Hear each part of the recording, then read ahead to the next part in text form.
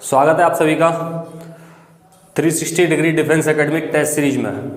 जैसा कि आप सभी को पता है, हर सैटरडे को टेस्ट सीरीज आयोजित की जा रही है, एक्स ग्रुप और वाई ग्रुप की, ठीक है।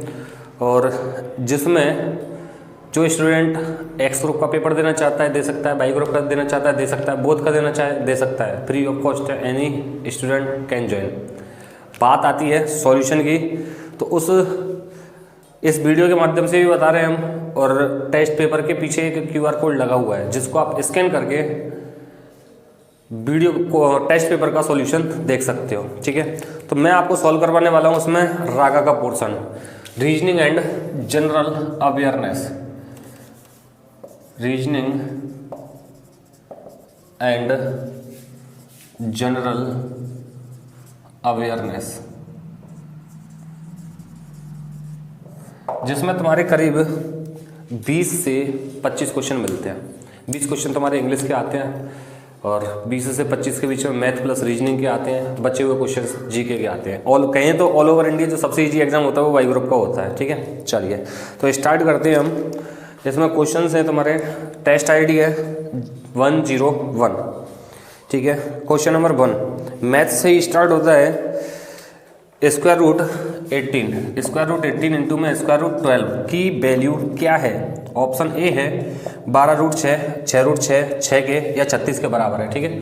तो मैं कह सकता हूँ यहाँ पे इसमें तो 9 दूनी 18 बनेगा, 9 का कितना बार आ जाएगा 3 रूट 2 गुणा में 4 3 12, 2 बार 3, ठीक है।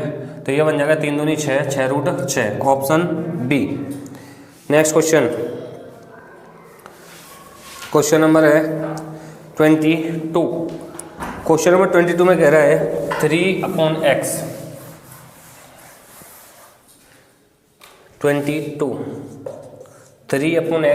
माइनस 8 में 3x इक्वल्स टू 1/3 के, जहाँ x is not equals to 0, then what will be the value of x? x के मान क्या होंगे? 1/4, 1/3, 1 और 2। तो दोस्तों इसको सॉल्व करें हम, तो यहाँ से एलसीएम आ जाएगा 3x, x से डिवाइड किया 3 3 3 9 माइनस 3x से डिवाइड किया 1 बार 8 बराबर 1/3 और ये हो जाएगा 1/3, 3 से 3 कट जाएगा, then x will be 1। Option C is the right answer. Next 22 तक हुए। नेक्स्ट क्वेश्चन है 23। रामगढ़ की जनसंख्या में 4% की वार्षिक वृद्धि हो रही है। वाह वाह वाह, क्या बात है। इसकी वर्तमान जनसंख्या 17,576 है। तो 3 वर्ष पहले की जनसंख्या क्या होगी? 3 वर्ष पहले की जनसंख्या है 104% की वृद्धि हो रही है, तो 104/100 एक साल में हो जाएगी, दूसरे साल में भी 104/100 हो जाएगी और तीसरी साल में भी 104/100 हो जाएगी। ये 3 वर्ष पूर्व की थी, तो वर्तमान में कितनी है? 17,576। ऑप्शन है 15,283, 16,000, 15,625, 15,675। तो हमें पता है रागा में स्पीड चाहिए होती है, तो मैं भी सॉल्यूशन तो मैं स्पीडली प्रोवाइड कर पाऊंगा। यहाँ अगर हम देखें तो ये बनेगा कितना? 26/25, 26/25, तो यहाँ भी 26/25 और यहाँ भी 26/25, ठीक है। तो इसको जब हम सॉल्व करेंगे तो काट दीजिए इसको, 13 दूनी 26 और 13 से ये कट जाएगा, 13 कम 13 कितने बच गए भैया? 4 बच गए, 13 तिया 39, ठीक है। 13 कम 13 4 बच गए, 45 हो गया, 13 तिया 39, 17,576 है ये, तभी मैं कह रहा हूँ कट क्यों नहीं रही है, 17,576। तो ये कट जाएगा, 13 एकम 13 4 बचे, 45 हो गया, 13 तिया 39, 6 बच गए, कितना हो गया? 67, 13 पंजे 65 और 13 दूनी 26। तो 2 से और चटकाओ इसको, 2 चिक्की 12, 1 बचा, 2 सत्ते 14, 1 बचा, 2 चिक्की 12, 26 का स्क्वायर 676 कट गया, 25 गुणा 25 गुणा 25, 25 का cube, then x will be 25 into 25 into 25। अब 25 का जो क्यूब होता है 25 गुणा 25, 625 गुणा में 25, तो ये बनेगा 25 पंजे 125, 12 25 दूनी 50 और 12 62, 6 25 1 150 और 6 156, 15,625, ऑप्शन सी। नेक्स्ट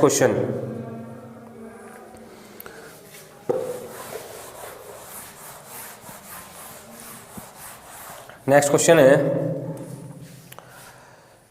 दो संख्याएं 2:3 के अनुपात में है। दो संख्याएं 2:3 के अनुपात में यदि दोनों में 4 जोड़ दिए जाए। अच्छा, मैंने क्लास में आप लोगों को डिजिट सम समझाया है, उस पैटर्न से और बता देता हूँ इसको कि 3 वर्ष पूर्ति x 104/100 104% बढ़ती है, 104% हो जाती है, तो 3 वर्ष में कितनी हो जाएगी इसका क्यूब, तो ये हो जाती है 17,576। तो डिजिट सम डायरेक्टली लगा सकते हो तुम, 1 और 4 5, 5 का क्यूब कितना हो जाता है 125। डिजिट सम बना 8, x बराबर बटे में 8 और इधर बन जाएगा ये 7 और 7 14, 1 और 7 8, 8 और 5 13, 13 और 7 20, 20 और 6 26, 26 में 2 और 6 8, 8 से 8 कट जाएगा। डिजिट सम कितना बनेगा, एक तो ऑप्शन था इसका 15 283 पहला ऑप्शन, तो यहाँ 8 और 1 9 को छोड़ दूंगा, 5 और 2 7, 7 और 3 10, 7 और 3 10, 10 में भी डिजिट सम कितना आ रहा था 1। दूसरा ऑप्शन था 16,000, तो 16,000 में डिजिट सम कितना बना 7। 15,625, 15,625 में डिजिट सम कितना हो जाएगा कि भाई 5 और 1 6 और 6 12 और 2 14, 14 और 5 19, 19 में 1 और 9 10, 10 में 1, तो ऑप्शन अपने पास में 2 फंस गए और लास्ट ऑप्शन है इसमें 15,675, तो ये बनेगा 1 और 5 6 और 6 12 और 7 19, 19 और 5 24, 24 में 2 और 4 6, तो ये नहीं हो सकता, ये नहीं हो सकता, या तो ऑप्शन ये है या ये ऑप्शन ये है। अब इकाई अंक पे आ जाओ भाई। इकाई अंक क्या बनेगा कि यहाँ पे कितना आएगा 104 का क्यूब आ रहा है ना, तो 26/25, या यहाँ पे इकाई अंक की बात करूँ तो 6 का क्यूब यहाँ पे आ जाएगा 4 गुणा 4 गुणा 4, 4 गुणा 4 गुणा 4, 4 चौक 16, 6 चौक 24, इकाई का अंक कितना बनेगा 4। ठीक है, तो ये भैया दोनों ऑप्शन डिजिट सम से फंस गए थे। ठीक है, तो यहाँ पे सॉल्व करना ही पड़ता हमें। चलिए आगे देखें।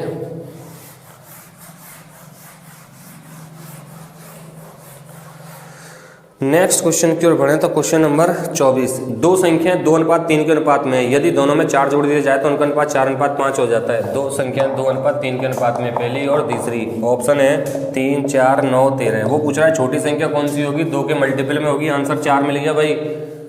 सॉल्व नहीं करना था पूरा, ठीक है, पेपर की दृष्टि से सॉल्व नहीं करना था, तो मैं क्लास में तो तुम्हें बेसिक सीखना ही होता है। ठीक है, दो संख्या 2:3 के अनुपात में प्रत्येक में जोड़ दिया जाता है 4, तो अनुपात हो जाता है 4:5। प्रत्येक में 4 जोड़ दिया, बताया था 2 पंजे 10, 4 तिया 12, 2, 4 चौक 16, 4 पंजे 20, 4 2 दूनी 4, 1 की वैल्यू 2, तो 2 की वैल्यू 4 और 3 की वैल्यू 6, तो छोटी संख्या कौन सी है 4, तो ऑप्शन हो जाएगा कौन सा, बी वाला।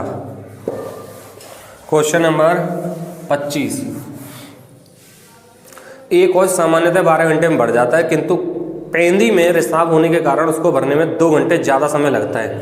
मतलब एक तो नल है वो भर देता है 12 घंटे में, और एक नल प्लस लीकेज, रिसाव का मतलब क्या है लीक होता है वो, तो उसको 2 घंटे अधिक लगते हैं, तो कितने घंटे में भरेगा 14 घंटे में। अब वो कह रहा है यदि हौज भरा हुआ हो तो रिसाव कितने समय में इसे खाली कर देगा, तो भैया मैंने तुम्हें डायरेक्टली भी बताया है, ऊपर गुणनफल नीचे अंतर। ठीक है, तो डायरेक्टली भी कर सकते हो, ऊपर गुणनफल नीचे अंतर, अंतर कितना आ गया 2 का, 2 सत्ते 14 और 12 सत्ते 84 घंटे।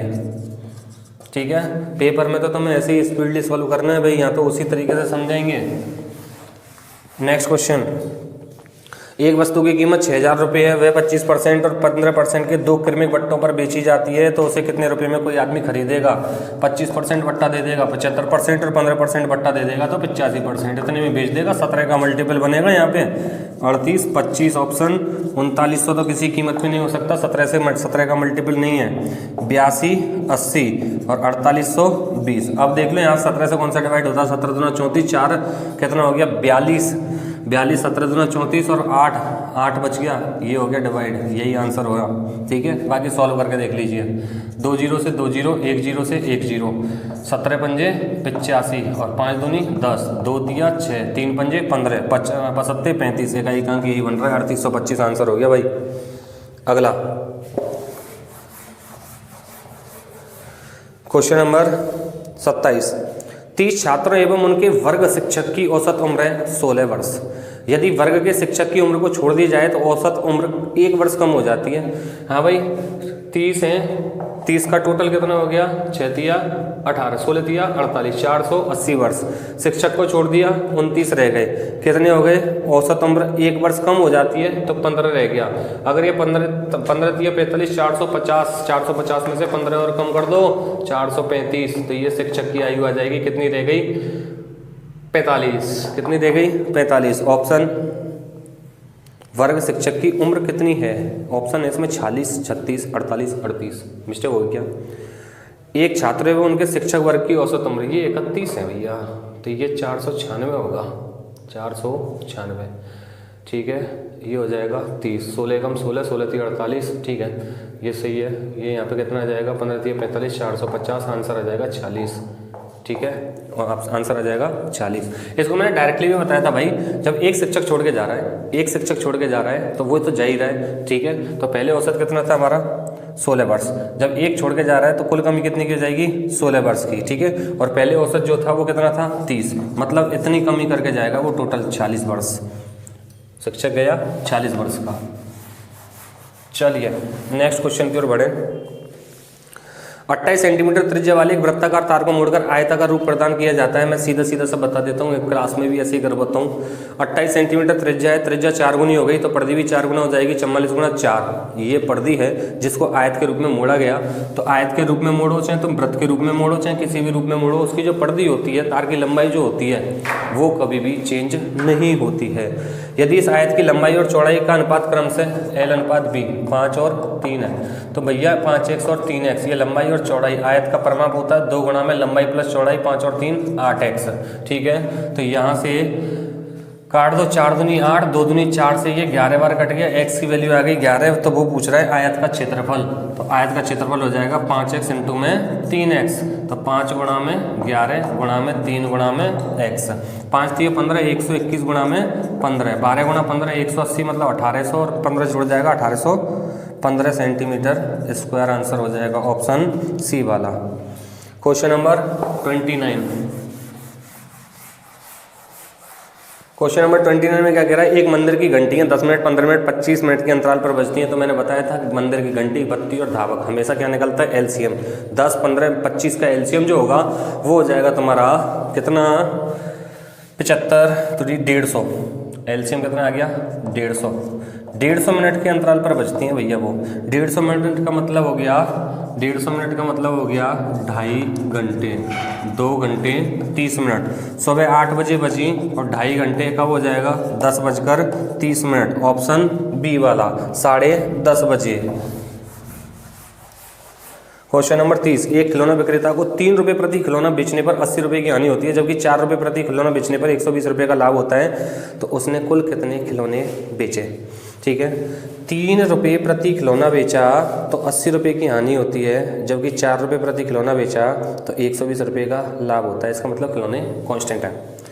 तो उसने कुल कितने खिलौने बेचे, तो खिलौने मान लिए हमने एक्स बेचे, खिलौने कितने माने एक्स हैं। 3 रुपये प्रति खिलौना बेचा तो 80 रुपये की हानि हो जाती है। हाँ भाई 3 रुपये प्रति खिलौना बेचा तो विक्रय मूल्य आ जाएगा 3x, ठीक है। और जो इसका क्रय मूल्य होगा CP 3x में बेच दिया तो 80 रुपये की हानि हो गई, तो 3x प्लस 80 मतलब ये SP विक्रय मूल्य है, ठीक है। अब वो कह रहा है यदि 4 रुपये प्रति खिलौना बेचे तो SP हो जाएगा 4x, SP हो जाएगा 4x, तो उसको 120 रुपये का लाभ हो जाता है। तो अब की बार जो CP होगा कि 4x में बेच दिया और 120 रुपये का लाभ हो गया, तो 4x माइनस 120, तो ये CP निकल के आया। और हमें पता है CP तो सेम रहेगा, तो ये हो जाएगा 3x प्लस 80 बराबर 4x माइनस 120। तो 3x उधर जाके माइनस होंगे, x बचा 120 उधर जाके प्लस हो जाएगा 80 और 120 टोटल हो जाएगा 200। Option D. Next question, question number 31। इसमें कह रहा है इंजन का एक चक्का मतलब पहिया 1 सेकंड में 10 चक्कर लगाता है। यदि चक्के का व्यास 10 सेंटीमीटर हो तो इंजन की रफ्तार मीटर पर सेकंड में क्या होगी। चाल बराबर क्या होता है हमारा दूरी बटे समय। 1 सेकंड में 10 चक्कर लगाता है। यदि चक्के का व्यास है 70 सेंटीमीटर, त्रिज्या हो गई 35, 7 का कितने गुना हो गई 5 गुना, ठीक है। तो परिधि कितना हो जाएगी 44 गुणा 5। 1 सेकंड में 10 चक्कर लगाता है, तो चाल बराबर होता है दूरी बटे समय। समय का मतलब 1 सेकंड में लगाता है कितने चक्कर 10 चक्कर, और 1 चक्कर में तय दूरी कितनी है उसकी 44 गुणा में 5, ठीक है। तो ये हो जाएगा वो पूरा इंजन की रफ्तार मीटर पर सेकंड में कितनी है। तो ये हो गया भैया, ये तो मीटर पर सेकंड में ज़्यादा आ रही। चाल बराबर दूरी बटे समय, ठीक है। दूरी 10 चक्कर लगाए 1 सेकंड में, परिधि 44 गुणा 5, ये मीटर पर सेकंड में ना होकर किलोमीटर पर आवर में होनी चाहिए। देखो कोई बात नहीं, तो ये किलोमीटर पर आवर में इसको यदि मैं बदलूँ तो कितने का मल्टीप्लाई करते हैं किलोमीटर पर आवर में बदलने के लिए? 18/5। इसमें मिस्टेक हो गई कुछ यार, जस्ट ए मिनट। वो कह रहा है इंजन का एक चक्का 1 सेकंड में 10 चक्कर लगाता है, तो दूरी निकालता हूँ मैं पहले, दूरी बराबर के दूरी 1 सेकंड में 10 चक्कर। 10 चक्कर का मतलब हो गया 10 बार घूम जाएगा। यदि चक्के का व्यास मीटर में है, वो सेंटीमीटर में ले लिया था, ये मिस्टेक हो रही है और कुछ नहीं थी, थोड़ी सी थी, ठीक है। तो मैं सीधा चाल बराबर दूरी कितनी है भाई? 10 चक्कर 44 गुणा 5 पड़ दी आई, ठीक है। ये सेंटीमीटर में आई है तो इसको 100 से डिवाइड कर देता हूँ तो मीटर में आ गई, और बटे में 1 सेकंड में लेता ही है, तो ये चाल हो जाएगी मीटर पर सेकंड में, ठीक है। कर दो कैलकुलेट, 0 से 0, 5 दूनी 10, 2 से 22, तो ये चाल हो गई इसकी 22 मीटर पर सेकंड। सही था वो, केवल 1 सेकंड में 10 चक्कर लगाता है। चक्के का व्यास था सेंटीमीटर में, चाल पूछ रहा था मीटर पर सेकंड में। नेक्स्ट क्वेश्चन, यहाँ से रीजनिंग स्टार्ट हो जाती है। जिस प्रकार मोम का संबंध ग्रीस से है, उसी प्रकार दूध का संबंध निम्न में से किससे है? ड्रिंक, खाजा, दही, प्रोटीन, ठीक है। ये खाजा पता नहीं, दही और प्रोटीन, तो इसका राइट आंसर होगा दही। प्रोटीन इसलिए नहीं हो, जैसे मोम और ग्रीस दोनों के दोनों पेट्रोलियम प्रोडक्ट है, वैसे ही दूध से बनता है दही। प्रोटीन इसलिए नहीं हो सकता क्योंकि दोनों लिक्विड रहेंगे, दूध और दही, ठीक है। प्रोटीन इसलिए नहीं होगा क्योंकि वो ठोस है।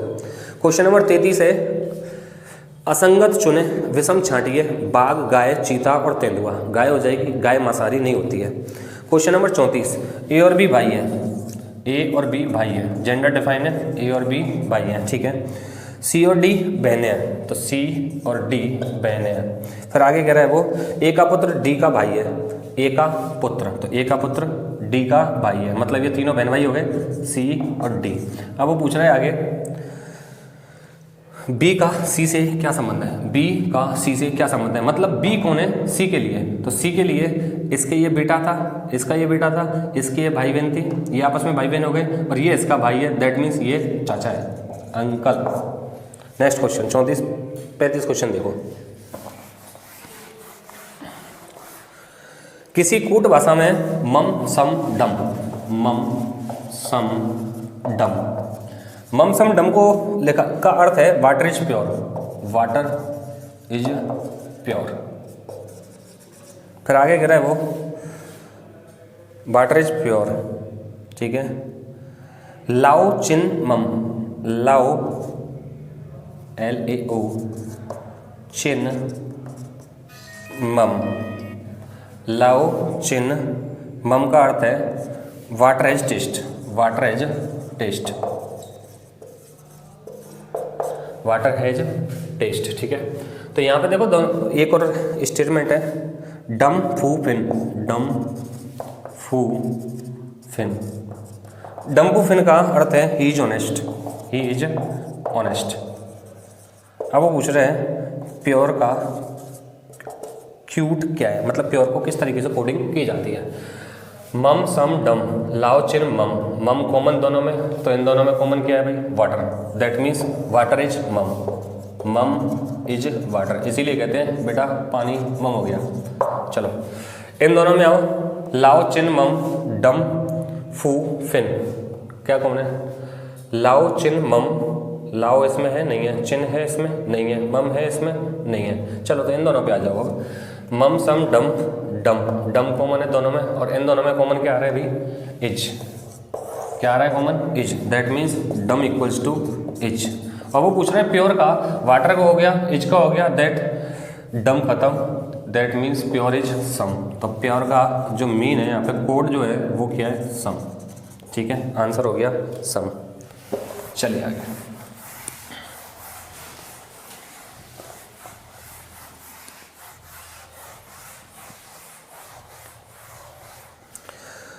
क्वेश्चन नंबर 36, गलत पद चुने, 196, 169, 144, 121, 80। ये नहीं होगा क्योंकि ये स्क्वायर से सारे, ठीक है। और इसमें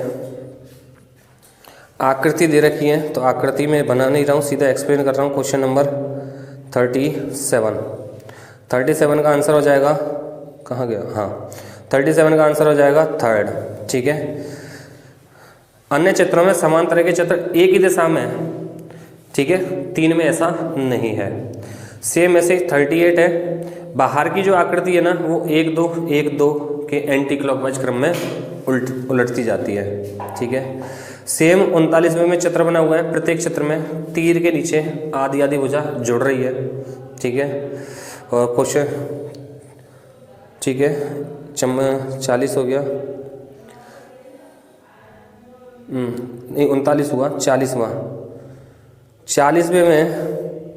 40वें में ये दिया हुआ है रेक्टेंगल, इसके अंदर एक और रेक्टेंगल बना हुआ है, फिर उसके डायगोनल जोड़ दिए, विकर्ण जोड़ दिए हैं। तो ये पंचभुज जो दिया हुआ है ना, इसके पांचों की पांचों नहीं, इसके विकर्ण से जोड़ दो तो वो एक सेंटर में मिलेंगे। तो इसकी जो आकृति होगी वो हो जाएगी तुम्हारे पास में, इसमें क्लियर हो नहीं है, हाँ ऑप्शन 2। ठीक है, डायगोनली मिलेंगे। चलिए नेक्स्ट क्वेश्चन की ओर बढ़े। 40 तक हो गया, 40 के बाद में 41 क्वेश्चन देखिए, इसमें क्यों नहीं चल रही आगे बढ़िया। क्वेश्चन नंबर 41 में पूछ रहा है वो तुमसे 1 का स्क्वायर प्लस 2 का स्क्वायर प्लस 3 का square plus dot dot dot plus 10 का स्क्वायर। तो तुम्हें पता है प्राकृत संख्याओं के वर्गों का योग होता है n into n plus 1 2n plus 1 upon में 6। तो n की वैल्यू कितनी है, number of steps 10 10 into 11 into में 21 अपॉन में 6। 2 से 5 बार, 2 से 3 बार, 3 सत्ते 21, 11 7 77, 77 गुणा 5 तो 5 सत्ते 35, 5 सत्ते 35, 35 और 3 38, आंसर हो जाएगा 385। ठीक है, तो next question number 42 tan theta equals to 4/5, then what will be the value of 5 sin theta minus 3 cos theta upon में sin theta plus 2 cos theta।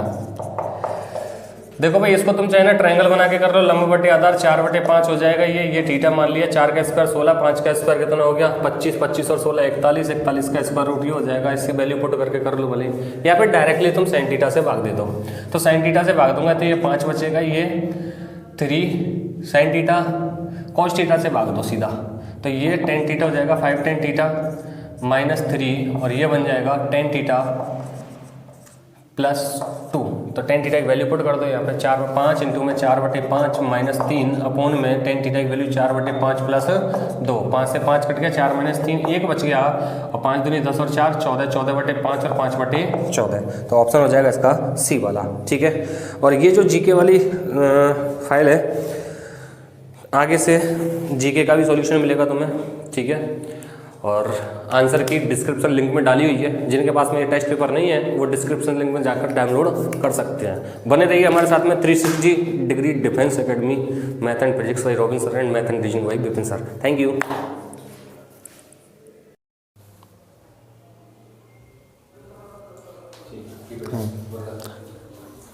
मैं Robin Singh, teacher math and physics, आपका 360 degree classes में हार्दिक स्वागत करता हूं। आज की जो टेस्ट सीरीज़ है वो है हमारी 101, और इसका मैं सॉल्यूशन स्टार्ट करने जा रहा हूं। सबसे पहले मैं फिजिक्स के सॉल्यूशन स्टार्ट करता हूं, जिसका क्वेश्चन नंबर 25 कुछ इस प्रकार है। धातु की सतह से उत्सर्जित प्रकाश इलेक्ट्रॉनों की अधिकतम गतिज ऊर्जा जब इस पर 6 इलेक्ट्रॉन वोल्ट का फोटोन डालते हैं तब 4 इलेक्ट्रॉन वोल्ट है, तो निरोधी विभव होगा। मैंने इसमें 6 इलेक्ट्रॉन वोल्ट का फोटोन डाला है और अधिकतम गतिज ऊर्जा है वो है मेरी काइनेटिक एनर्जी 4 इलेक्ट्रॉन वोल्ट। तो मैं जानता हूँ आइंस्टीन के प्रकाश वैद्युत समीकरण से E बराबर EH0 प्लस 1/2 हाफ mv का होल स्क्वायर, और निरोधी विभव जो होता है 1/2 हाफ mv का होल स्क्वायर बराबर EV0 के बराबर होता है। तो मैं कह सकता हूँ जो मेरा आंसर आएगा निरोधी विभव का वो कितना आएगा 4, ऑप्शन फर्स्ट। हाफ mv का होल स्क्वायर वही किसके बराबर होता है EV0 निरोधी विभव के बराबर। क्वेश्चन नंबर 22, निम्न में से कौन सा कथन असत्य है? सभी केंद्रीय बल संरक्षी होते हैं। क्वेश्चन नंबर 7, सभी केंद्रीय बल संरक्षी होते हैं। क्वेश्चन ए सही है। गुरुत्वाकर्षण बल, वैद्युत बल एवं ध्रुवों के मध्य चुंबकीय बल संरक्षी होते हैं, बिल्कुल सही है, क्योंकि गुरुत्वाकर्षण बल एक पिंड है मेरे पास m1 एवं दूसरा जो पिंड है वो है मेरे पास m2। इन दोनों के मध्य की दूरी कहाँ से ली जाती है? केंद्रों से ली जाती है, दोनों के मध्य की दूरी केंद्रों से ली जाती है। तो मैं कह सकता हूँ गुरुत्वाकर्षण बल जो है वो कौन सा बल है, संरक्षी बल है। सभी केंद्रीय बल संरक्षी बल होते हैं। वैद्युत बल जैसे मैं बात करने लगूँ कूलाम बल की, कूलाम फोर्स जो होता है, कूलाम फोर्स, इनके मध्य भी जो फोर्स होता है वो दूरी होती है, वो मेरी कौन सी होती है, F बराबर K∗1Q2 upon R square. F बराबर K∗1Q2 अपॉन R स्क्वायर। इनके मध्य की दूरी केंद्रों से ली जाती है, डिस्टेंस है R, केंद्रों से ली गई है, तो ये भी कौन सा बल होगा, संरक्षी बल। सेम इसी प्रकार क्या रहेगा, चुंबकीय बल। संरक्षी बलों के अनुदेश किया गया कार्य शून्य होता है, यह कथन सत्य नहीं है, क्योंकि संरक्षी बलों के अनुदेश बंद वक्र में किया गया कार्य शून्य होता है। तो आपका कौन सा कथन असत्य है, ऑप्शन सी सही है। अगर मैं बात करने लगूँ क्वेश्चन नंबर 23, क्वेश्चन नंबर 23 में आप देखो, क्वेश्चन नंबर 23 है, यदि पृथ्वी के द्रव्यमान को 4 गुना कर दें एवं त्रिज्या को 2 गुना कर दें तो पृथ्वी सतह पर गुरुत्वीय त्वरण कितने गुने हो जाएगा। अगर मैं बात करने लगूँ पृथ्वी सतह पर गुरुत्वीय त्वरण का जो फॉर्मूला होता है वो होता है G बराबर Gm अपॉन R स्क्वायर। यदि मैं द्रव्यमान को कितना गुना कर देता हूँ, 4 गुना, द्रव्यमान को 4 गुना कर देता हूँ और पृथ्वी की त्रिज्या को भी 2 गुना कर देता हूँ, तो 2 का वर्ग 4R स्क्वायर, तो क्या रहेगा मेरा, अपरिवर्तित रहेगा। द्रव्यमान 4 गुना, पृथ्वी की त्रिज्या को 2 गुना करने पर R स्क्वायर है तो वो भी 4 गुनी हो जाएगी, 4 से 4 कैंसिल हो जाएगा, आंसर क्या रहेगा, अपरिवर्तित। क्वेश्चन नंबर 24, किरणों की आयनन क्षमता का क्रम है। अगर मैं बात करने लगूँ किरणों की आयनन क्षमता का, तो मेरे को बताया अल्फा गामा किरण, अल्फा किरणें और बीटा किरणें, आयनन क्षमता क्या होती है, आयनन क्षमता निर्भर करती है आवेश पर। अगर मैं बात करने लगूँ जिसका आवेश सबसे अधिक होगा उसकी आयनन क्षमता सबसे अधिक होगी। मैं बात करने लगूँ अल्फा कण की, अल्फा कण जो होता है वो होता है मेरा 2 हीलियम 4, इस पर जो आवेश होता है वो कौन सा होता है, 2। बीटा कण की बात करने लगूँ वो होता है -1 E0, इस पर कौन सा, -1 आवेश होता है, नेगेटिव पार्टिकल। गामा कण कौन से होते हैं, उदासीन होते हैं, जिस पर कोई भी चार्ज उपस्थित नहीं होता, नो चार्ज, गामा कण उदासीन होते हैं। गामा कणों की आयनन क्षमता सबसे कम होती है, कम क्या, गामा कणों की आयनन क्षमता क्या होती है, शून्य, इन पर कोई आवेश नहीं होता, इन्हें आयनित नहीं किया जा सकता। सबसे अधिक जो आयनन क्षमता रहेगी वो रहेगी अल्फा कणों की। क्वेश्चन नंबर 25, क्वेश्चन नंबर 25, मेरे 2 विद्यार्थी जो कि एयरफोर्स में लगने के बाद 100 मीटर की दूरी पर लक्ष्य पर निशाना लगाते हैं तब उन्हें निशाना लगाना चाहिए। अगर मैं बात करने लगूँ निशाने लगाने की, तो 100 मीटर की दूरी पर ये मेरा निशाना है, इस जगह पे मुझे टारगेट करना है, यहाँ से मेरे को लगाना है। 2 बिंदु हैं मेरे पास, एक पॉइंट ए है, दूसरा पॉइंट बी है। अगर मुझे निशाना लगाना है, यदि मैं ठीक लक्ष्य पे निशाना लगाऊंगा तो मेरी जो गोली होगी ग्रेविटी के प्रभाव में थोड़ी सी कहाँ जाएगी, नीचे, तो मुझे लक्ष्य से थोड़ा सा कहाँ लगाना होगा, ऊपर, जिसकी वजह से ग्रेविटी के इफेक्ट की वजह से वो ठीक लक्ष्य पर लगे। मुझे ग्रेविटी के प्रभाव की वजह से थोड़ा सा कहाँ लगाना होगा, ऊपर लगाना होगा। तो इसका जो ऑप्शन आएगा लक्ष्य से थोड़ा ऊपर, ये ऑप्शन सही होगा आपका, ऑप्शन ए, क्वेश्चन नंबर 25 का। क्वेश्चन नंबर 26 मैं बात करने लगूँ क्वेश्चन नंबर 26 की, 2 बल्ब जिनकी शक्तियाँ 25 वाट एवं 75 वाट हैं श्रेणी क्रम में जोड़ा जाता है तो कौन सा बल्ब अधिक चमकेगा। सीधी सी बात है, हमने ये क्लास में भी कराया था। मैं बात करने लगूँ कौन सा बल्ब अधिक चमकेगा, श्रेणी क्रम में बल्बों की चमक प्रतिरोध शक्ति की व्युत्क्रमानुपाती होती है। श्रेणी क्रम में अधिक शक्ति वाला बल्ब कम चमकता है और कम शक्ति वाला बल्ब अधिक चमकता है, और समांतर क्रम में अधिक शक्ति वाला बल्ब अधिक चमकता है और कम शक्ति वाला बल्ब कम चमकता है। इसको हमेशा याद ही हमेशा दिमाग में रखें। श्रेणी क्रम में बल्बों की जो चमक होती है शक्ति के व्युत्क्रमानुपाती होती है, इनडायरेक्टली प्रोपोर्शनल टू पी। तो मेरा ऑप्शन जो आएगा 25 वाट और 75 वाट में से 25 वाट का बल्ब अधिक चमकेगा श्रेणी क्रम में। यदि यहाँ समांतर क्रम होता तो 75 वाट का बल्ब अधिक चमकता। अगला क्वेश्चन हम देखते हैं, अगला क्वेश्चन देखें, वैद्युत फ्लक्स राशि है। देखो इसमें कन्फ्यूजन बहुत अधिक रहता है। वैद्युत फ्लक्स राशि है तो पहला ऑप्शन है सदिश, अदिश और प्रदिश। अगर मैं बात करने लगूँ जैसे कार्य की, W बराबर F.ds, इसको सब जानते हैं, कार्य एक अदिश राशि है क्योंकि यह अदिश गुणनफल है। अदिश गुणनफल के बावजूद हमें जो भी राशियां प्राप्त होती हैं वो ऑलवेज स्केलर क्वांटिटी अदिश राशियां मिलती हैं। इसी तरह मैं बात करने लगूँ वैद्युत फ्लक्स की, तो वो बनेगा फाई बराबर E.dx। वो कौन सी राशि बनेगी मेरी, वैद्युत फ्लक्स जो बनेगा अदिश राशि बनेगी, स्केलर क्वांटिटी बनेगी। वैद्युत फ्लक्स भी कौन सी राशि है, अदिश राशि, क्योंकि वैद्युत क्षेत्र एवं पृष्ठ सरफेस का क्या है मेरा अदिश गुणनफल है। तो वैद्युत फ्लक्स भी कौन सी राशि बनेगी, अदिश राशि बनेगी। अगला क्वेश्चन में देखने लगूं क्वेश्चन नंबर 28, एक इलेक्ट्रॉन को वैद्युत क्षेत्र की दिशा में बी वेग से छोड़ा जाता है, तब इलेक्ट्रॉन का वेग। अगर मैं बात करने लगूँ, एक इलेक्ट्रॉन है और उसे वैद्युत क्षेत्र की दिशा में बी वेग से छोड़ा जाता है। इलेक्ट्रॉन को मैं वैद्युत क्षेत्र के अलोंग बी वेग से छोड़ रहा हूँ। वैद्युत क्षेत्र के अलोंग, ये मेरा एक समान वैद्युत क्षेत्र है ही। यदि मैं इलेक्ट्रॉन को छोड़ूंगा बी वेग से वैद्युत क्षेत्र के अलोंग, हाँ देखो, यदि मैं बात करने लगूँ इलेक्ट्रॉन की, तो इलेक्ट्रॉन का वैद्युत क्षेत्र में अगर मैं देखने लगूँ तो इलेक्ट्रॉन है, यहाँ क्या रहेंगे, प्रोटॉन रहेंगे। वैद्युत क्षेत्र की दिशा में इलेक्ट्रॉन को छोड़ूंगा तो प्रोटॉन इसे लगातार क्या करेंगे, आकर्षित करेंगे, तो वेग में लगातार क्या होगी, कमी होगी, वेग लगातार घटता चलेगा। अगला क्वेश्चन देखें, जो इसका आंसर रहेगा क्वेश्चन नंबर 28 का, समय के साथ बढ़। हाँ, अगर मैं बात करने लगूँ क्वेश्चन नंबर 29 की, क्वेश्चन नंबर 29 है, एक पिंड पर लगने वाला परिणामी बल शून्य है, तब पिंड पर बलागुण। तो अगर परिणामी बल शून्य, जनरली बच्चे क्या समझते हैं, टॉर्क बराबर आर क्रॉस एफ। वो समझते हैं बल अगर शून्य है तो मेरा टॉर्क भी कितना होगा, 0, लेकिन ऐसा नहीं होता है। अगर मैं बात करने लगूँ एक छड़ की बात करने लगूँ जिस पर एक बल लग रहा हूँ मैं एफ इस डायरेक्शन में, और एक बल मैंने लगाया है एफ इस डायरेक्शन में, देखें तो परिणामी बल इस छड़ पे अभी भी शून्य है, क्योंकि एफ इस डायरेक्शन में, लेकिन छड़ फिर भी घूम जाएगी, तो इसका मतलब परिणामी बल शून्य है तो टॉर्क 0 हो भी सकता है और नहीं भी हो सकता, दोनों कंडीशन संभव है। टॉर्क 0 हो भी सकता है, नहीं भी हो सकता। अगर मैं कहूँ परिणामी बल शून्य है, देखो एक छड़ पर मैंने एफ बल इधर लगाया और एफ बल इधर लगाया, अब दोनों स्थितियों में छड़ पर कहीं नहीं घूमेगी, तो इसका मतलब यहाँ टॉर्क क्या रहेगा, 0, लेकिन अभी भी परिणामी बल कौन सा है, शून्य। एफ नेट है 0, तो टॉर्क कितना है, 0। एफ नेट इस जगह पर एफ नेट 0, लेकिन टॉर्क फिर भी क्या है, नॉट इक्वल टू 0, क्योंकि इधर बल लगाएंगे छड़ रोटेट हो जाएगी, और छड़ रोटेट हो जाएगी तो torque not equal to 0।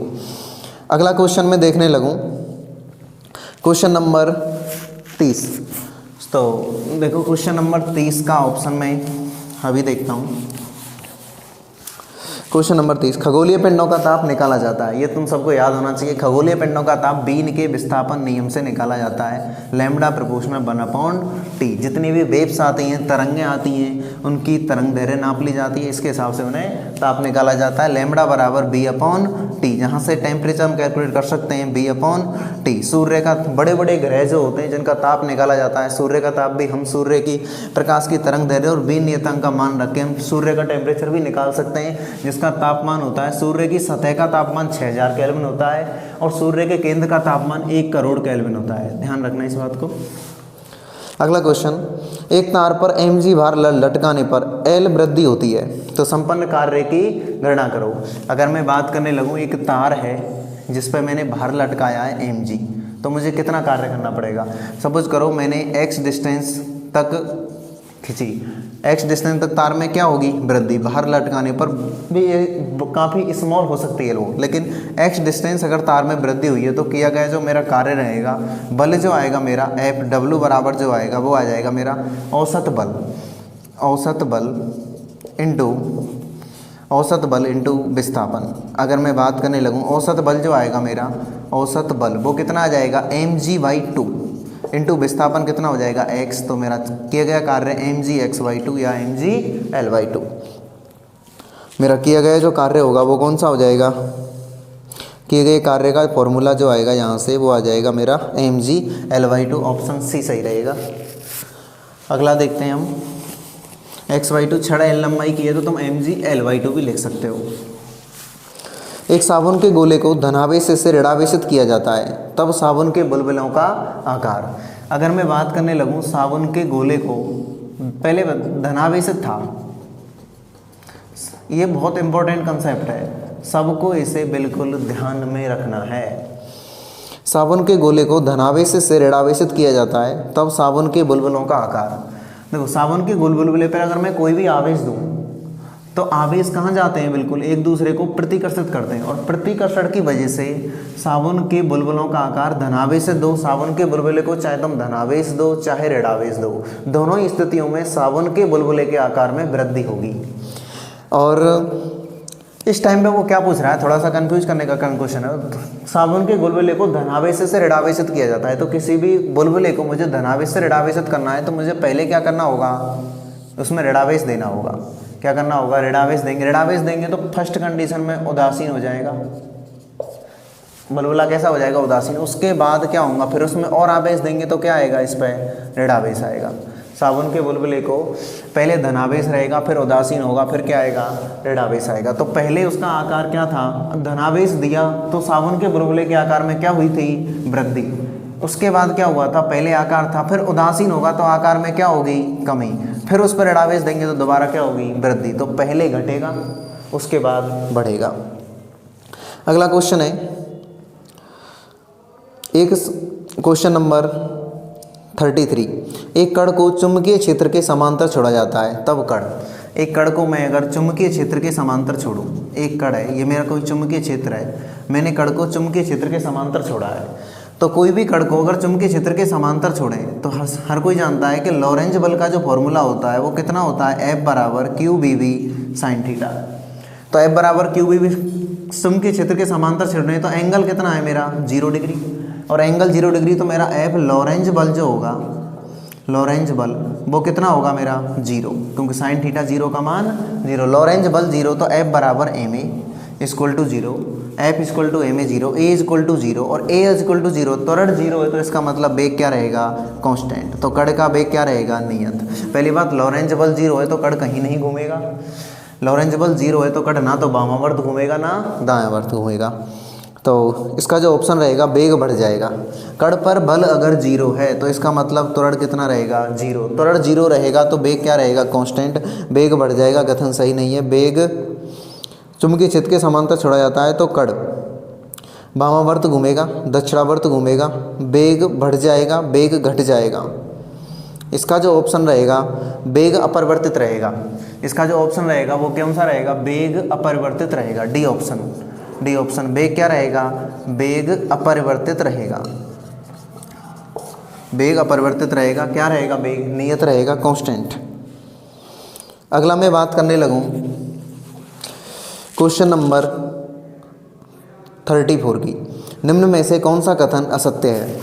Transformer AC को डीसी में बदलते हैं, बिल्कुल असत्य है, क्योंकि ट्रांसफार्मर स्पेशल किसके लिए प्रयोग किए जाते हैं, एसी के लिए। दिष्टकारी जो होते हैं वो एसी को किस में बदलते हैं, डीसी में बदलते हैं। दिष्टकारी एसी को डीसी में बदलते हैं। ट्रांसफार्मर ये काम नहीं करते। ट्रांसफार्मर एसी को डीसी में बदलने के लिए हम इस्तेमाल किसका करते हैं, दिष्टकारी का इस्तेमाल करते हैं। ये बात हमेशा ध्यान रखना, ट्रांसफार्मर सिर्फ और सिर्फ एसी के लिए प्रयोग किए जाते हैं, उनका डीसी से कोई भी कनेक्शन नहीं होता है। अगला ऑप्शन है, ट्रांसफार्मर वैद्युत चुम्बकीय प्रेरण के सिद्धांत पर कार्य करते हैं। ट्रांसफार्मर अन्योन्य प्रेरकत्व के सिद्धांत पर कार्य करते हैं। ये पूर्णतः सही माना जाएगा, क्योंकि ट्रांसफार्मर में 2 कुंडलियाँ होती हैं, एक प्राथमिक कुंडली, एक द्वितीय कुंडली। प्रथम कुंडली में धारा बहती है तो दूसरी कुंडली में फ्लक्स परिवर्तन होता है, जिसकी वजह से दूसरी कुंडली में प्रेरित धारा बहती है और तब ट्रांसफार्मर जाके कंप्लीट होता है। तो ट्रांसफार्मर अन्योन्य प्रेरण के सिद्धांत पर कार्य करते हैं, ये भी सही है। आदर्श ट्रांसफार्मर की शक्ति नियत होती है, ये भी सही है। ट्रांसफार्मर विद्युत चुम्बकीय प्रेरण पर कार्य करता है। ट्रांसफार्मर एसी को डीसी में बदलते हैं। अगर मैं बात करूँ तो ये मेरा कथन क्या है, असत्य है। विद्युत चुम्बकीय प्रेरण और अन्योन्य प्रेरकत्व तो एक ही बात है। देखो क्वेश्चन नंबर 35, निम्न में से कौन सा कथन असत्य है।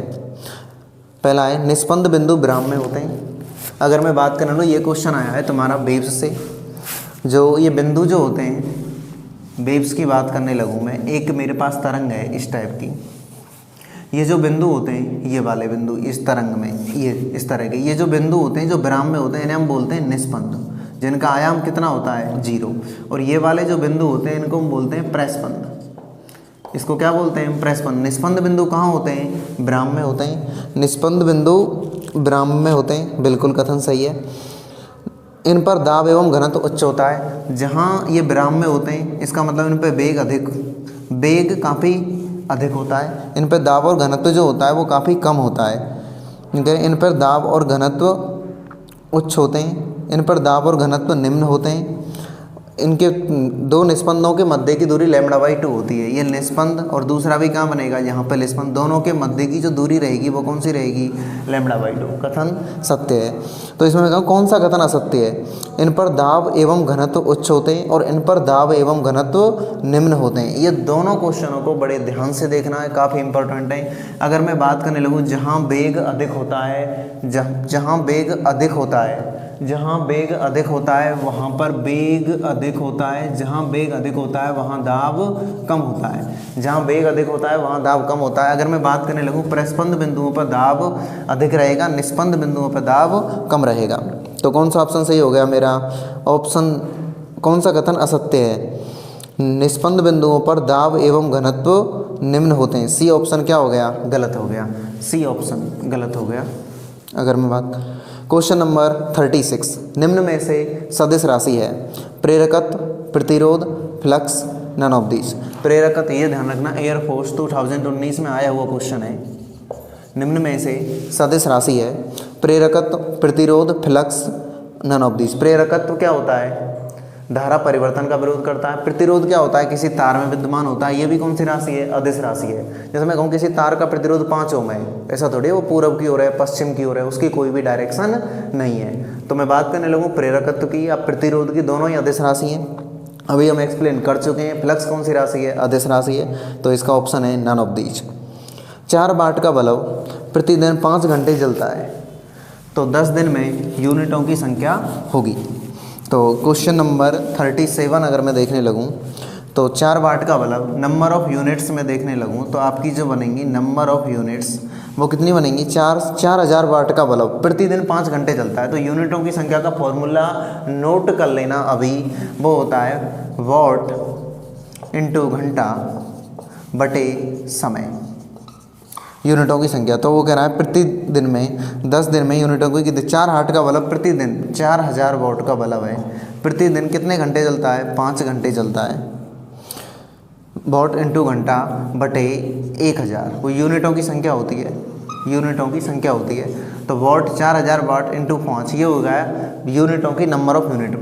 तो ये हो गए प्रतिदिन में, अगर बात करने लगूँ एक दिन में यूनिटों की संख्या, तो ये कितनी होती है, वॉट इंटू घंटा बटे 1000। हमेशा इसको याद रखना है। तो 4000 इंटू 5 कितना बन जाएगा, 20000। 20000 से एक का अगर 1000 का मैं डिवाइड करूँगा तो आंसर कितना आएगा, 20। एक दिन में यूनिटों की संख्या। और वो पूछ रहा है 10 दिन में कितनी यूनिटों की संख्या बनेगी, तो 20 इंटू 10 जो आंसर आएगा वो कितना आ जाएगा, 200 यूनिट। कितनी आएंगी, 200 यूनिट आ जाएंगे। ऑप्शन कितना आ जाएगा, सी। कोई दिक्कत, हाँ भाई। साबुन का बुलबुला रंगीन दिखाई देता है क्यों, इसको हमेशा याद रखना है। साबुन का बुलबुला रंगीन दिखाई देता है व्यतिकरण के कारण। व्यतिकरण के कारण साबुन के बुलबुले में क्या होने लग जाती है, जो प्रकाश आने लग जाता है वो रंगों में विभाजित होने लग जाता है। यह घटित होता है व्यतिकरण के कारण, इंटरफेरेंस के कारण। काफ़ी अच्छा उदाहरण है। कर दें आवेश। अगला क्वेश्चन है, यदि एक निकाय की धारिता C है, उसके आवेश एवं विभव को परिवर्तित कर दें, आवेश को दोगुना कर दें एवं आवेश को दोगुना कर दें एवं विभव को आधा करने पर उसकी धारिता होगी। तो देखो बात करने लगूँ क्वेश्चन नंबर 39 की। Q बराबर Q प्रोपोर्शनल B होता है, हमें पता है, और Q बराबर क्या होता है, CV। ये फार्मूला हमने पढ़ा है। तो एक चीज़ हमेशा ध्यान रखना, C हेयर क्या है, एक कांस्टेंट के रूप में आया है। किसके रूप में आया है, कांस्टेंट के रूप में। धारिता आवेश एवं विभव पर निर्भर नहीं करती। किसी भी निकाय की धारिता आवेश एवं विभव पर निर्भर नहीं करती। कुछ बच्चे ऐसा करते हैं, F बराबर Q/V, तो वो समझते हैं आवेश को दोगुना कर दें, विभव को आधा कर दें, तो धारिता जो हो जाएगी वो 4 टाइम्स हो जाएगी। लेकिन ऐसा नहीं होता, क्योंकि C हेयर क्या है, Q प्रोपोर्शनल B। आवेश जो होता है विभव के समानुपाती होता है। C कांस्टेंट है जो कि आवेश एवं विभव पर निर्भर नहीं करता।